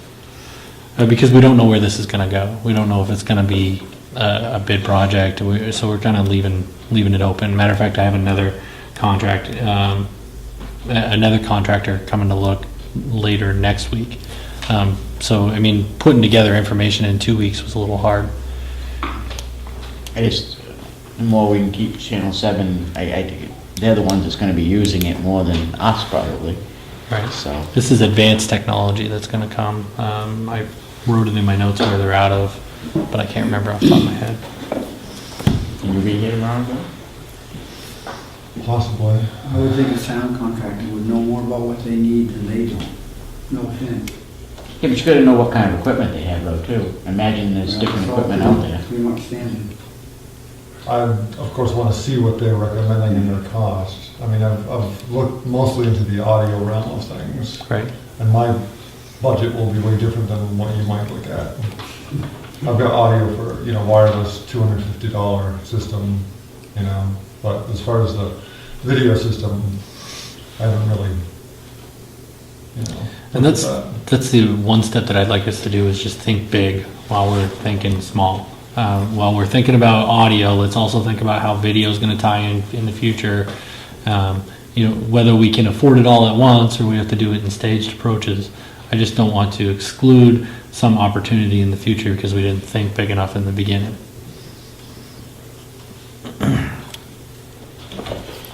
Any more questions? All right. Old business. Standing board vacancies. So in your packets, you'll see that we have information from Alex Rio, Martin Page, and there, I don't have information for, no? Yeah. What's that? I have not supplied any information. No, just but for- you're still interested, right? Yes. Okay. And Mike Tomaselli has obviously told me verbally that he's interested in the planning board position. We received some information from Dave Steinmetz, who is interested in either or the planning board or the Board of Appeals position. So we've kind of postponed this long enough. So I'm looking for an appointment to the planning board, and Mike has been to all of our meetings since I've been here. Matter of fact, he pestered me for the past 2 years. So my recommendation goes with Mike, but I tell you what, Martin is a good candidate and Alex is a good candidate, and you can't go wrong with any of the three. My recommendation for the Board of Appeals, and it's simply because we only have one person that's interested, doesn't make Mr. Steinmetz any less deserving, but he's my recommendation for the Board of Appeals. Alex and Martin and Mike, none of them have any interest in Board of Appeals? I've asked, and I don't know, I think if we sweet talk Martin enough, maybe we can. Yes, no? Not really. Maybe not after tonight. Let's see. But I mean, it's the fact that we have interest in these boards. We'll keep these people that aren't appointed very close to the vest for future appointments.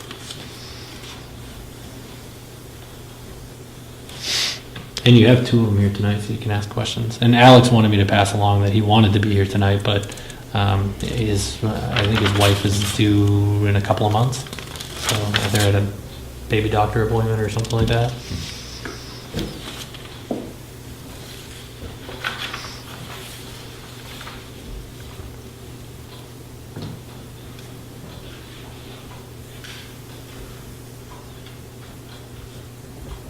I'm sorry, I'm reading. No, that's I'm fine. not ignoring you. No, that's fine. Did you know that Smith Climate was taken to the hospital? No. Apparently somebody's telling me I read it. He had back surgery just recently. Yeah, he had surgery, but this was unrelated. He woke up Saturday night and says, I don't feel good. You say Alex don't have any interest in Board of Appeals. I mean, He's not interested, but I could tell you that everybody there, Mr. Steinmetz's involvement with the town has been mostly firefighting to this point, so I can say that's the only time I've ever interacted with him, but Martin, Mike, and Alex, I've been engaged in discussions about planning processes for a year plus, 2 years. that's what makes it tough. I mean, you got three people that could do the job, and I think all three would do it well. Yeah. But you'll have appointments coming up. We'll do our annual appointments in July. people are going to step down as they get tired and as we wear them out and don't listen to their requests. So it's I almost went there. and I told Alex when he was in my office earlier today, if he's not appointed, that I don't think the town would be opposed to sending him to training anyway. Training doesn't cost much, and if he's inclined to go, then that's great. I That's a know great from- training class, too. What's that? That's a great training class. Yeah, it is. I know from attendance at meetings, I know Martin's been to a number of selectmen's meetings, and a few planning board meetings. He was at our last comp plan meeting. Mike's been to a number of selectmen's meetings. He's on the industrial park committee. Alex has been to a couple of meetings that I know of. I don't think you can go wrong. I really don't. I think it's a tough decision regardless. I'm gonna go with my gut, and I make a motion that we appoint Martin Page to the planning board.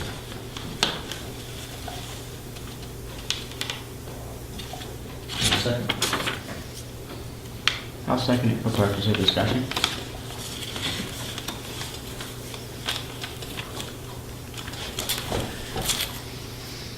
Are you interested in that? I'm interested, yeah, I will be honest with you. If I knew that Mike had been interested before this tonight, I probably wouldn't even put an application in, you know. I didn't see anybody else coming forward. I thought that I would have a lot of qualifications that was needed to be, and I'm actually kind of sad to see that Mike wanted to go, because I wasn't taking it with him. Hey, you applied before me, so. I know, Well, I know. and I think that he's a very good candidate also. I think you both are very good candidates, to be honest. That's the dilemma I have, is That's the dilemma I would have to. Well, since Martin is the discussion right now, I mean, if you look at the resume that he's given you, he's got a firm history of public volunteerism. He's been pretty close to some of the big political discussions about the pros and cons of the zoning ordinance. It's not like he's not well immersed in the discussions. He's a pretty good candidate. To explain when I said I'm gonna go with my gut, you've been here, showing interest in this now for the past, I think, 3 if not 4 meetings. Mike's here all the time, no offense, Mike, but wasn't aware that you had any interest in the planning board until this evening. If I'd have known that 4 or 5 meetings ago, well, that would have weighed in onto that gut as well. The interest is obviously there. You've had the interest in doing it. the last time it was open, you applied as well. A year or Yeah. two ago. Yeah, when Nell was appointed, Martin was also a candidate. But that being said, the reason why I kept asking you for the Board of Appeals is I see you as a good one on there too, that's why I asked the question. Well, that brings me to what I was going to say to you, Matt, and I know I watched the last selectmen's meeting because I missed it, and the question was out, and you said that you might have an interest in the Board of Appeals. And I know you're always looking to make sure that things are done right, and I think that'd be a good spot for you. So I was a little surprised tonight when you said that you really weren't interested in it. But look, there's value to be a contrarian on the I'm not planning board. interested in it, but my first choice was to be on the planning board, you know.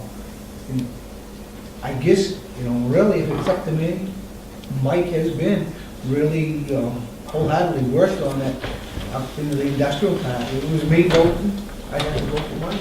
You know, that's- I love it. I mean, I'm not meaning that, but Funny scenario. if you want my vote, I think that Mike has got more into it. I mean, he knows it better than I do. I've studied a lot of it. You know, Would you take a position on the vehicle? I think your water company. You know, yes, I'll take it. If Mike wants this, then I will take I'll take the other. Ooh, that's too good to pass up. You could fill Yeah, I all was those just in. gonna say, we get in that KPD too. That way I'll have a learning process with those guys, and if one comes up, I I think you can can put in for it. rescind it, as long as I'm willing to rescind the second, correct? Yep. Wait a second. Comment. Hold on. I'd just like to make a comment. I'm not offended either way. I will still attend these meetings regardless. Sometimes I'd rather be on this side. quite honestly. Martin has applied for this. After watching these guys for the last hour, I feel the same way as Mike does. Guys, I think there could be a compromise here. If you're willing to serve on the appeals board, you want to serve on the planning board, there's 2 positions open on the board of appeals for 2 alternates. Right. Oh, is it too old? Yeah, there's 2. Okay, so, Well, all right, this is bizarre. Well, I will Planning board's yours. rescind my motion for Martin Page. and I was in the second if I. So then I'll make the motion to appoint Mike Tomaselli onto the planning board and Martin Page on the Board of Appeals, as well as David Steinmetz. And I will second that. Comments, questions?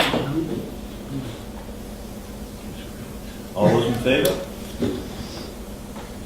Martin, we appreciate that. I just want to, when Frank Fassett's watching this on Channel 7 later, I just want to boast that we're once again full on all our standing committees. So we actually had to turn somebody away.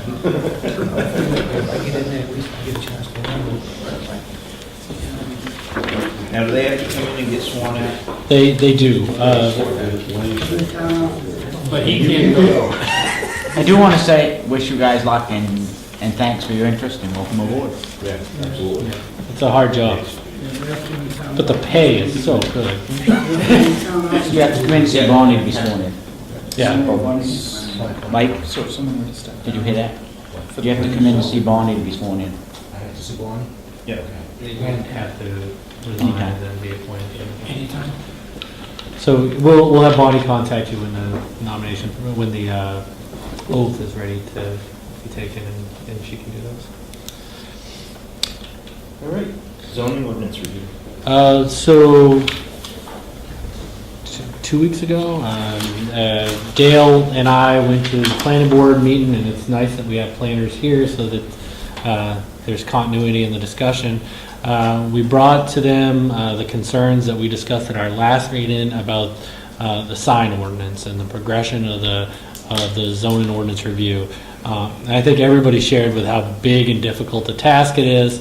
But the one takeaway that we did have is that the planning board does not feel that they have an appropriate amount of time to bring a good product to annual town meeting. And I think the discussion that we had is that we would support bringing a better project later down the road, as long as it's at a reasonable time pace, and that there's still a concerted effort to make sure that progress is being done. So, I mean, nothing formally needs to be voted on. We just need to consensusly deliver back to the message of the planning board that the Board of Selectmen agrees with that strategy. And what I think, an additional 3 months of time is a lot of time for the planning board to know that they have the backing of the Board of Selectmen in that process.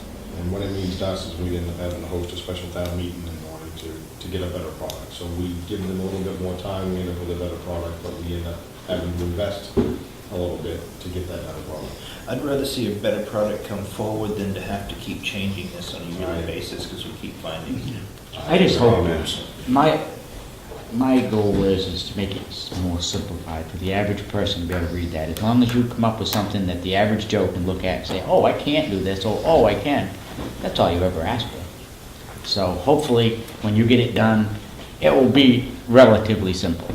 You know what I mean? We collected from Dan this last week sample ordinances from several towns, and some of them read very simply, and some of them, the Wisconsin one is an epistle. But they're all good things in each one, so we're starting to, I know at least I'm starting to digest that to see what it's like. One item that was really a pretty neat thing, the Industrial Park Commission had we meet right before the planning board every few weeks, and we brought to the planning board several changes in the industrial park ordinance that we thought would be beneficial not only for industry but also, for the town overall. And there was unanimous agreement that all of those should go forward to be put onto warrants. And so in one meeting, Mike and I had asked, what do we want to get in that's important for us right now? And we went through a big priority list, and brought them to the planning board right after that, and they all flew, so. One thing I do want to comment on, you're the vice chairman, I assume? What it is in the last 2 years, I don't know. I can't answer that question, but the difference between 2 years ago and now with the planning board, in the public's opinion, and when I say the public, it's people that's come and gone for different reasons into your meetings, has nothing but praise for you folks now.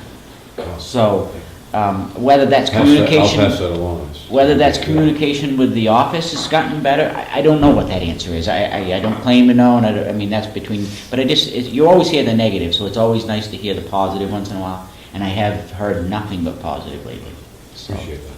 Thank you. If I can make one other comment about the timing and so forth. One of the biggest bugaboo, which is a good one, is indeed the reservoir district water shed, water protection. And Mike Ziegler met with us, and he's proposing a very, very different approach. Right now, the ordinance just says 500 feet, period, that's all.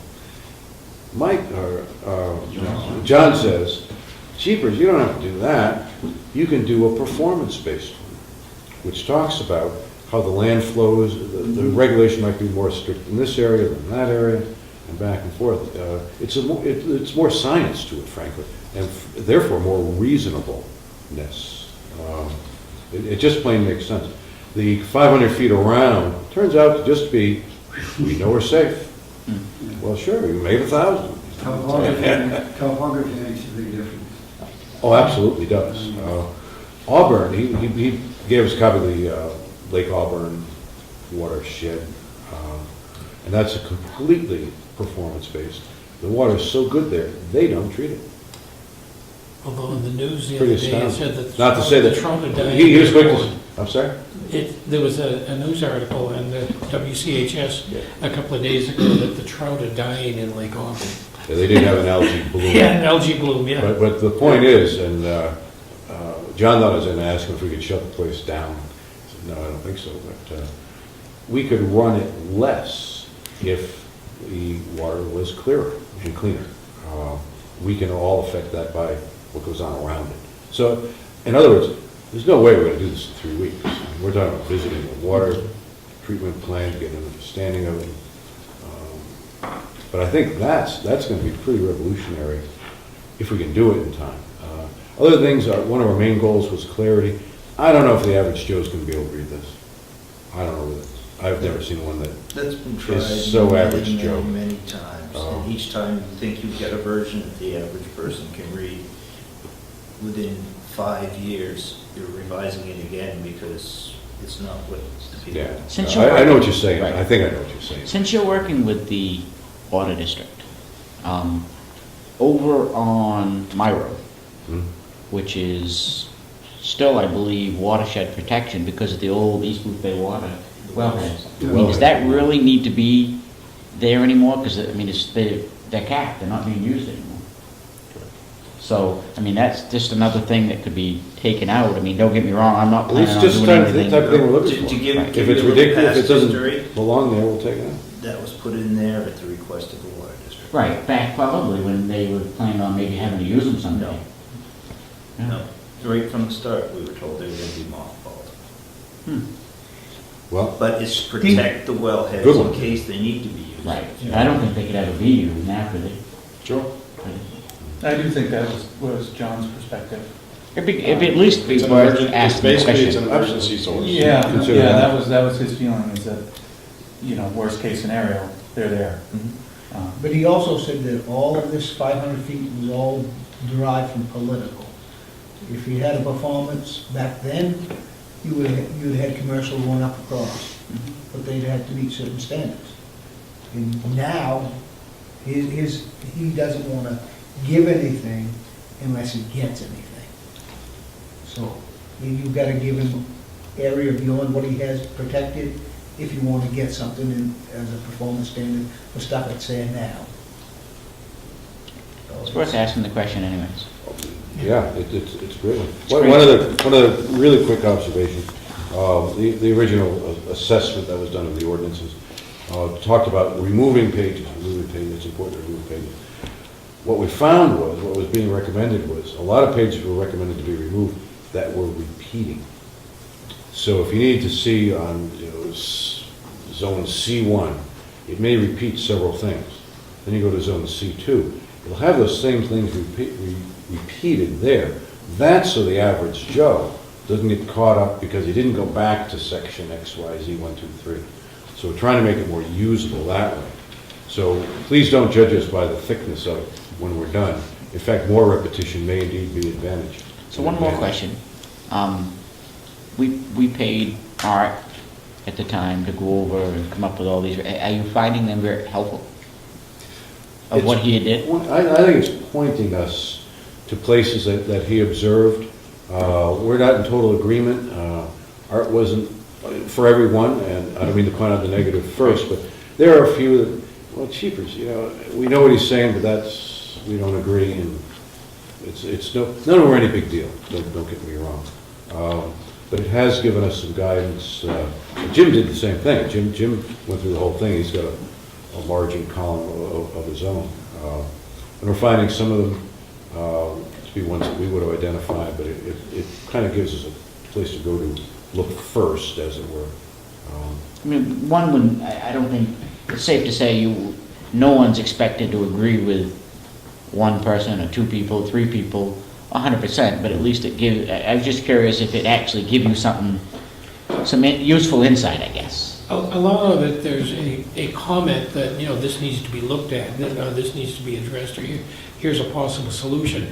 So there's not, here's not Art's given answer for what it should be. It's that you need to look at this. And that is helpful. That's very helpful, yeah. Yeah, we tried in our review to not impose a change to the planning board. We wanted the planning board to if they agreed with our sentiment, then we could figure out what the change is. But we didn't want to impose. You mean like Dan's trying not to lead people, like make a suggestion about leading people? Well, the worst case scenario is a few years from now, the same planners are sitting there and they're like looking at this change that they made and they said, well, we just did that because Jim told us to do it. Well, we don't want that. We want them to say, oh, okay, there might be something to this. How can we do it? And then we'll collaborate on what that looks like. So. Don't worry. We talked about driveways a real lot last time. All right. Fiscal year 2014 budget process. All right. I'm glad we had some moments to laugh because it's all over now. So in your packets, I put together some information for you. The first one is a revenue spreadsheet, and I didn't title it because I pulled most of the data from Trio, so I wanted it to line up in the same categories as what Trio puts together. But what you have in front of you is the actual revenues that we've received in 2010, 2011, 2012, and what we received year to date in 2013. What I'm trying to show you is what's going to happen to our revenues in this fiscal year. This represents state revenue sharing falling off the map, and it also represents homestead reimbursements pretty much falling down to insignificant numbers. So a change of about $150,000, which we predicted months ago.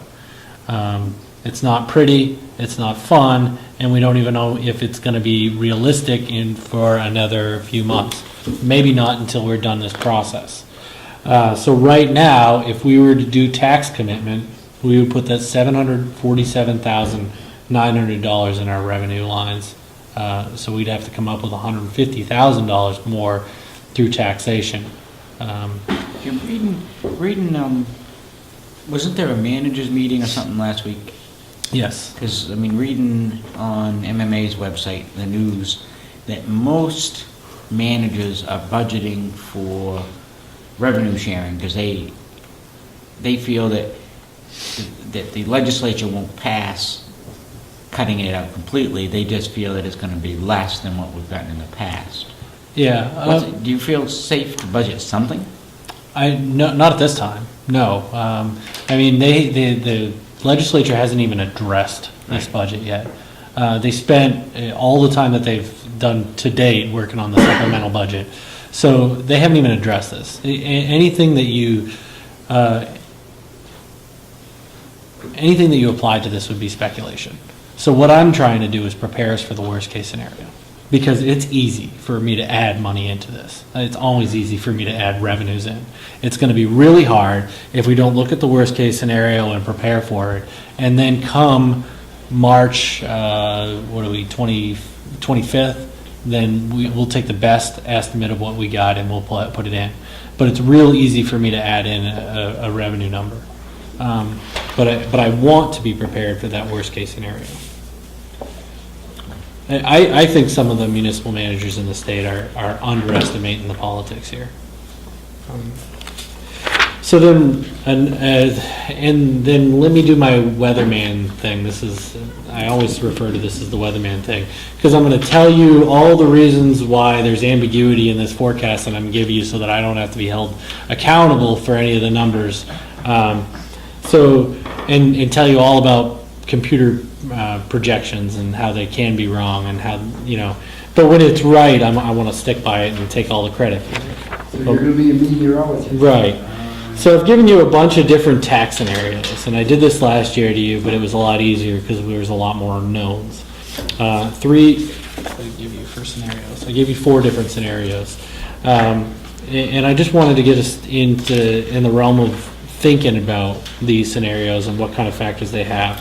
So what I've taken is all the numbers that we know to date, and the ones that we've fudged, and there's a lot of fudge in here, is total value of the town. We won't know that until about May.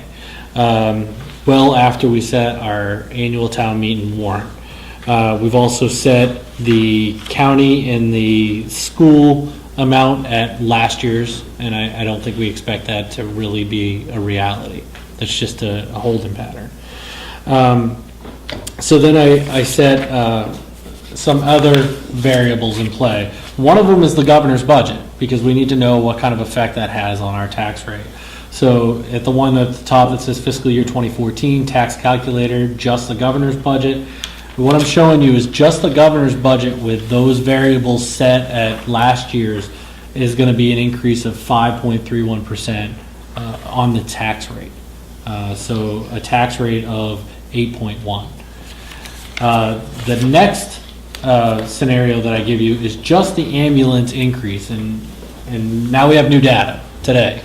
We have $102,000 possible, so that we'll have to factor that in. But when I did this, we didn't have that. So just the ambulance applied to our tax rate, 8.12, an increase of 5.54%. That's not add in the governor's, that's just the ambulance by itself. The last scenario is we're talking about just fixing the undesignated fund in a very conservative fashion. That would, and we've removed all those other variables that we added before, and that is an increase of 5.73% on the tax rate, or a tax rate of 8.14. Apply all those variables together. Luckily, they don't add up to 15%, but it comes out to 8.63%, a pretty looming, scary number, and a tax rate of 8.39. In the next month, we'll learn a lot more, and we'll be able to nail these down. But in the meantime, you guys need to be briefed on what worst case scenarios are. And I couldn't make it any worse, so. If all of that comes to fruition, we're looking at a 72-cent increase on the mill rate from 7.67 to 8.35. That's huge. But one big thing that changed it tonight is $100,000. We haven't accepted it yet. Well, I understand that, but And have you seen the education cuts? I mean, education, we'll have Eileen here, like we did last year for the 25th meeting. March. Of March, yes. So by then we'll have a pretty good idea of what their budget looks like, but honestly, they've had to deal with the same kind of impacts. So I expect some kind of increase. So, $100,000 a gift today could be $100,000 in the hole somewhere else. So what I would advise you guys as elected officials is prepare for these worst case scenarios, and as some of them fall off, let's just be happy that they fell off. But it is appropriate to prepare for the worst and hope for the best. Any questions on revenues? Notice I don't even want to talk about things that we want to buy in capital improvements tonight. We'll save that for another night when we've forgotten about revenues. I am just a little curious, though, Jim. Yes. If just the governor's budget would raise us up about 50 cents, and just the ambulance budget would raise us up about 50 cents, and just repairing the undesignated fund would raise us up about 50 cents, how does 50 and 50 and 50 only equal 72? So, some good math. It's that's why we apply these variables one by one, is because they have effects on one another. And really, we're doing a lot of assertions when we're applying these tax calculators. And matter of fact, if Mike or John were here tonight, they'd be like, why are you giving that to the selectmen tonight? Well, I want you to be more informed for when none of these scenarios pan out and we have some kind of increase, and we'll say, well, I did brief you that some sort of increase was going to be on the horizon. How many tax liens were we looking at this year? Tax liens? Oh, I don't know off the top of my head, a couple hundred. And that's at 767. Yep.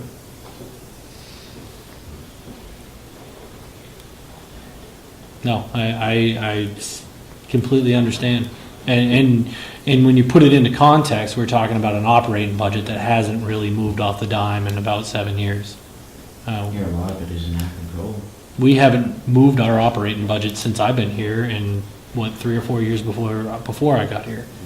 So you could take some pride in that you're being prudent. Everything we can control of. Big budgets like the school relies on government funding heavily.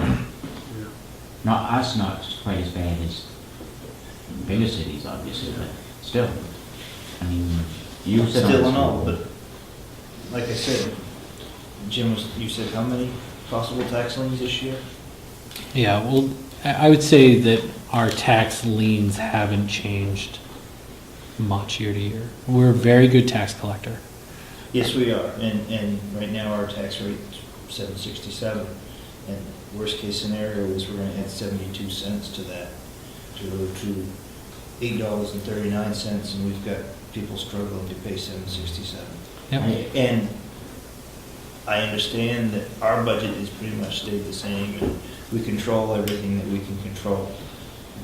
It's the folks outside that are giving us the bills that need to remember that too. What's amazing is our tax rate, don't take this the wrong way by no means, because, we still have quite a sizable tax bill, but our mill rate is low. I was reading in the paper today, George Lodge is $20.50 per thousand. Yes, but you also need to realize that we're one of the oldest towns in the oldest county in the oldest state in the country. No, I agree. And that means that those folks aren't out working like you and I are.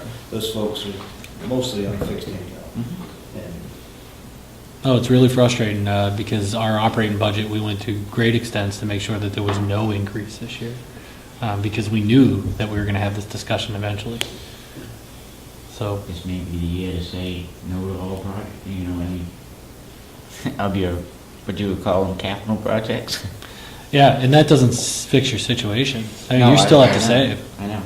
maybe we go back to Dan's idea of the $1 million bill there for the county. Make them come after it. No, just do away with the county. Yeah. It's for the overseas. They eliminate it in other states. Well, I'd say that's a pretty uphill battle. Take us a lot of time to do that. But we do have 50% of the valuation of Lincoln County right here on this peninsula. I mean, 60% of it. Us in Southwest are pretty down. Oh yeah. let's just hope that all these budget projections are way out of line. But I would feel irresponsible if I didn't brief you guys on them publicly, so that the people know that there's real possible tax increase scenarios out there. And we're only a month away from setting our annual town meeting warrant. 5% on a $1,000 tax bill is $50, right? I mean, that's real money. And you know, the governor has stated that, well, it's on municipalities to be responsible and make sure that there's no increase to their taxes by making appropriate cuts. The thing is that's what, we would have to cut.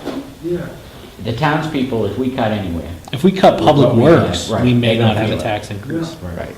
They're gonna feel it wherever we cut now. I mean, we don't have any pork.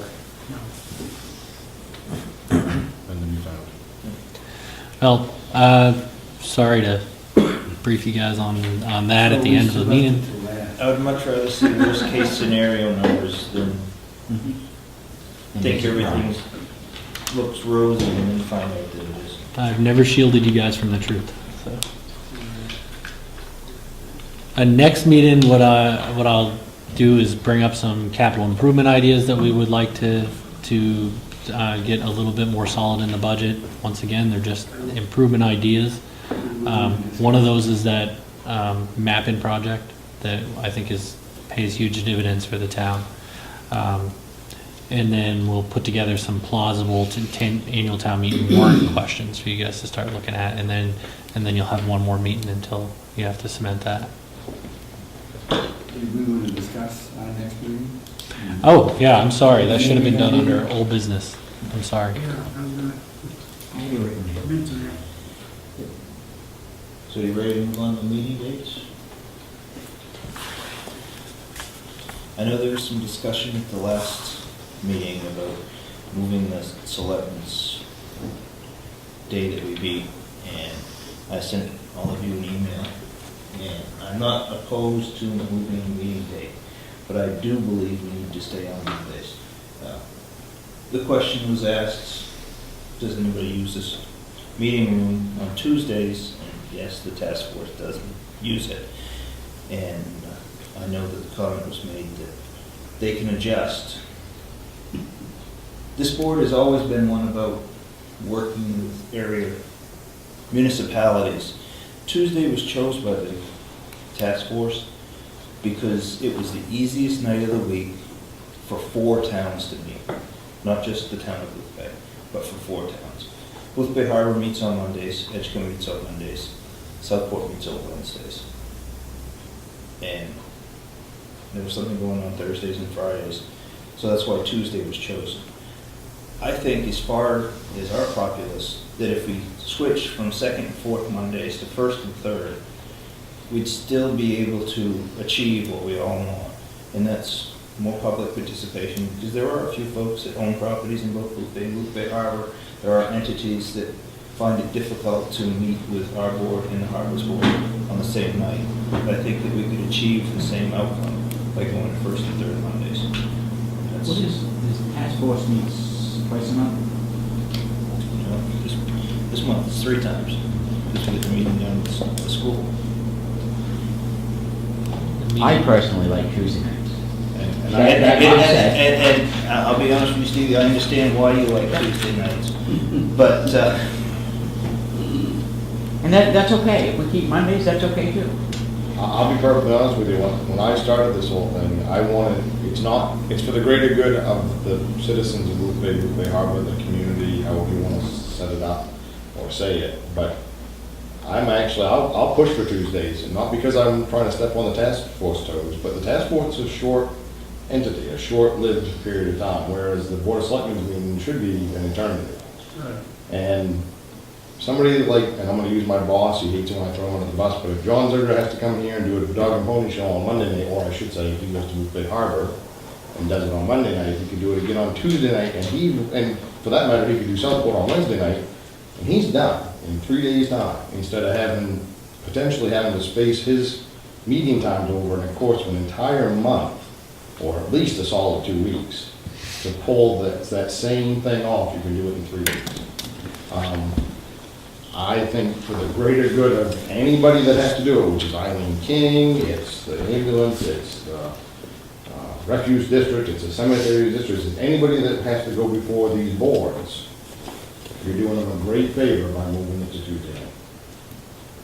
And don't get me wrong, I think the task force is wonderful, but they can either alternate away from the Tuesday nights that we're doing it, or they can adjust to another night, but theirs is a short-lived period of time. Theirs is a 6 month or a year or whatever the case may be. Yeah, I'm not just bringing it up for the task force, but that's the one night of the week when 4 area towns could find time to meet. And at one time, the task force was meeting every Tuesday night. I understand, but they're not anymore, so if they did it, on the Tuesday nights that we're not, we're still allowing them the Tuesday night, still a year, just offset from us.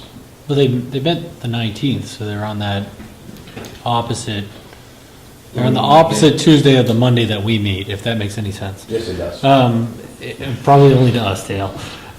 So, I mean, they could still maintain that, and we could bump out Tuesday. And I didn't mean any disrespect to we could adjust. What I was stating that, I don't want the Board of Selectmen to make decisions about when they meet based on who else is using the room. I think it's your decision, and I was stating they can adjust where, I think we'd give them plenty of time to adjust. And I don't think we would impose some. We had that discussion last time, I know you weren't here, but I'm sure you wouldn't, you watched it, but this isn't gonna be something we're gonna make a decision tonight and we're gonna meet Tuesday next time. I mean, we're gonna advertise, we're gonna give this an adjustment period of time before it actually happens, before it comes to Give it about 3 months. Okay, 3 months. And that works out pretty well if you're thinking about it. And we're just brainstorming out loud, if anybody's keeping track. But if you're forecasting out 3 months, we're talking about after annual town meeting. Yeah, that's what I figured. That almost works too well at that point, and it gives you 3 months to figure it out. So I don't think there's a date and time that's off the table. They just need to work for you and the majority of the public. And it'd be kind of great the first meeting that we're not on the same date and time as the Boothbay Harbor Select. Let's go down to theirs and sure. Wait. Yeah, and I still think that can be accomplished by going the first and third month. Yeah, I agree. Both can be done. I do agree with you, it does, it serves the purpose, but I'm just trying to make things just ease of access to all Board of the Selectmen on this peninsula. I think if we do Tuesday, it works. I rather have it Tuesday. I lean towards Tuesday. I mean, I don't have real strong feelings either way. But if it was all up to me, I would choose Tuesday rather than the alternate Monday. I'm in the same boat. I prefer Tuesday, but if everyone wanted Monday, I'd be okay with that too. That's right. So, Somebody said it's gotta be alternate Monday. I mean, if you said tonight that I normally work Tuesday nights, then to me, that would be up. You know what I mean? That would be off, and we had to say, okay, let's go just keep the Mondays. I'm not that set on it, is what I'm getting at, Or if Douglas said he had to work, I'm not trying to pick on just you. You know what I mean? But we all know Douglas don't work, so. I can't get into Tuesday. I prefer Mondays, but I also prefer afternoon. So, and I know we're not going to do that. So. I've changed the time, I definitely would like to meet earlier, but that's. I think the purpose, I mean, correct me if I'm wrong here, but I think the purpose of the 7 o'clock at night is to give people a chance to go home, have their dinner, and then come to a meeting. So it can't be a Tuesday luncheon. Hey, am I wrong in that assumption? You're not wrong. No, I agree. I understand. And we also tried meeting earlier at 6 o'clock for a small period of time, and nobody showed up then either. And that was back when you actually had people come in meetings now. We only have Mike usually. Occasionally Mike. No offense, Mike. I'm not saying you're insignificant. Listen, I'm gonna still come. You're gonna change it and not tell Frank Fassett then. Is he watching this? He will. He'll be running the door in a few minutes. Tuesday done in the habit. I think it's a great idea what you're trying to do, and I just didn't want the selectmen to feel restricted because of other commitments we made to the room. What night I meet doesn't matter. Monday through Sunday is totally acceptable to me. I don't care. It doesn't affect me. I'm trying to think of it as if I was one of these gentlemen or ladies, I'm not trying to be sexist in any way, shape, or form, but if they have to come to selectmen's meetings, Boothbay Harbor, and Southport, the easiest way for them to do that, they can do it, the trifecta, 3 nights, three meetings, and they're done. And they don't have to, keep these figures and paperwork in their folders and all this other stuff over a course of at least a 2-week period of time, if not a 3 or 4 week period of time. I just think if we're gonna do this, let's do it for the people that really need to have it done. Doesn't matter. Did John promise you any kind of a raise? None whatsoever. Nope. I've got no benefit to this at all. I think it'd be Go ahead, worth Mike. Just a thought, why don't you try both options on a trial basis and see if it works, see if there are any problems. The first and third Monday, or go to Tuesdays and try both of them for a month or 2-month period. Maybe Problem is that you'll makes get it- more turnout. Problem is that makes it more confusing for people. I'm not opposed to what you're saying, though. Why don't we ask the people that matter? Why don't we use Channel 7 and an email to maybe some of the other entities around town and see what they would prefer? If we're gonna really make the change for the other entities of this community, let's let them have some of the say what night we meet. If we're gonna make a change, it shouldn't just be made for the other entities in town. It should be made for whatever works for the citizens of Right. Boothbay. Right. I agree. I think that you put it out there on Channel 7 and in the paper that we're thinking about changing it to Tuesdays. What is your thoughts? And see if we get anybody that comes to our next meeting. Don't make the decision and see, maybe we pack the place next meeting. Maybe we get nobody. Maybe we get 5 phone calls, maybe we get 9. At least then we'll have an idea. Have them call us. Right. Have people call us. Call us or the town, just the town office. Yeah, not us.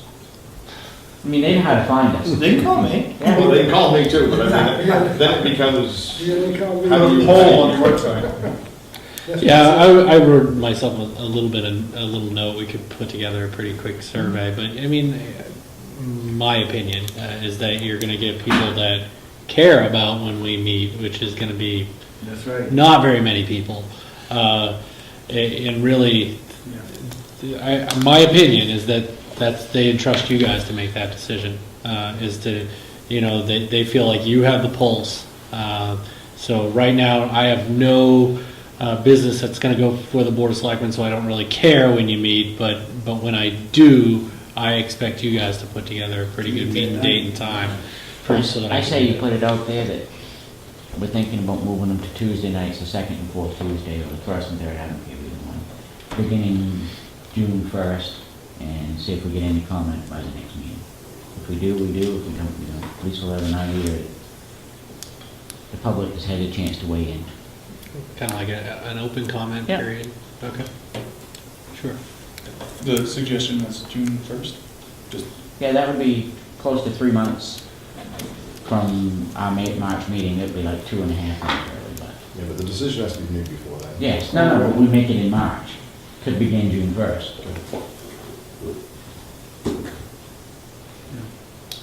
At least it gives the public a chance to weigh in, because I agree with you wholeheartedly when you say it's all about the citizens. Yeah, it's not like we couldn't move a meeting if an entity needed us to move a meeting to make it easy for them. I think we've moved meetings in the past to try to make things easier. I'm just looking at a regular meeting. Yeah, in our business, reoccurring meetings is the best method. So I agree that with Mike that we could try different dates, but you're just going to confuse everybody that knows. But they can set their watch by every other Monday. I think it has to be a decision, and then we act on it, and that's where the new meeting time and day is, whatever. And be honest with yourself that we can make a mistake and have to go right back. That's fine. That's pretty good. That's kind of, you got to just have a commitment to doing whatever you decide to do, and then and look at it 6 months later.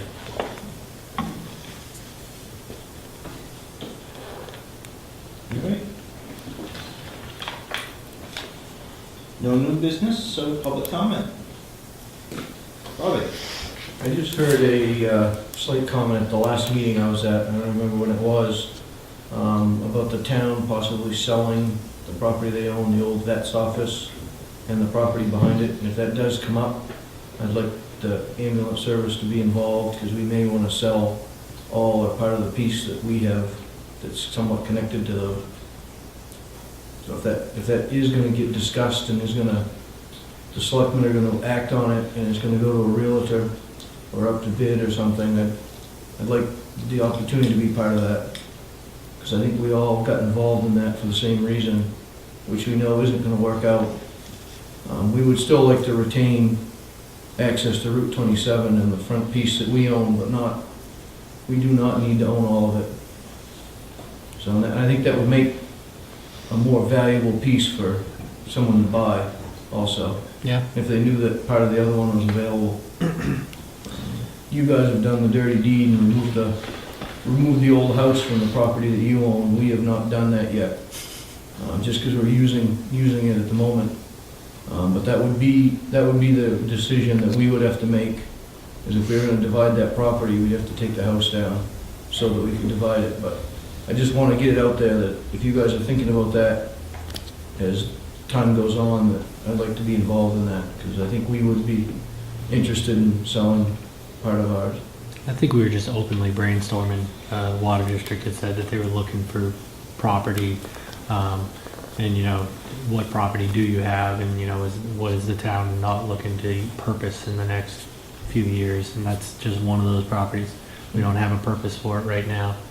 That would be a neat exchange if we could do property exchanges, and then like the Water District ends up taking down the building, and that's the only money that exchanges hands, and everybody gets what they want. We'd have to figure out if that made sense.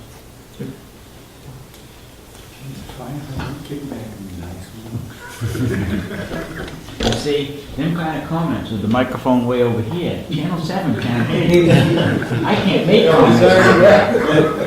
See, I make comments like that, and everybody hears me, because I'm right next to the darn thing. I just remember big money things they always stick with me. Anyone else?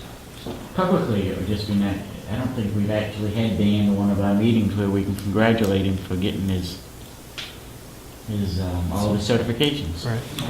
So, congratulations. Including secretary. Yes.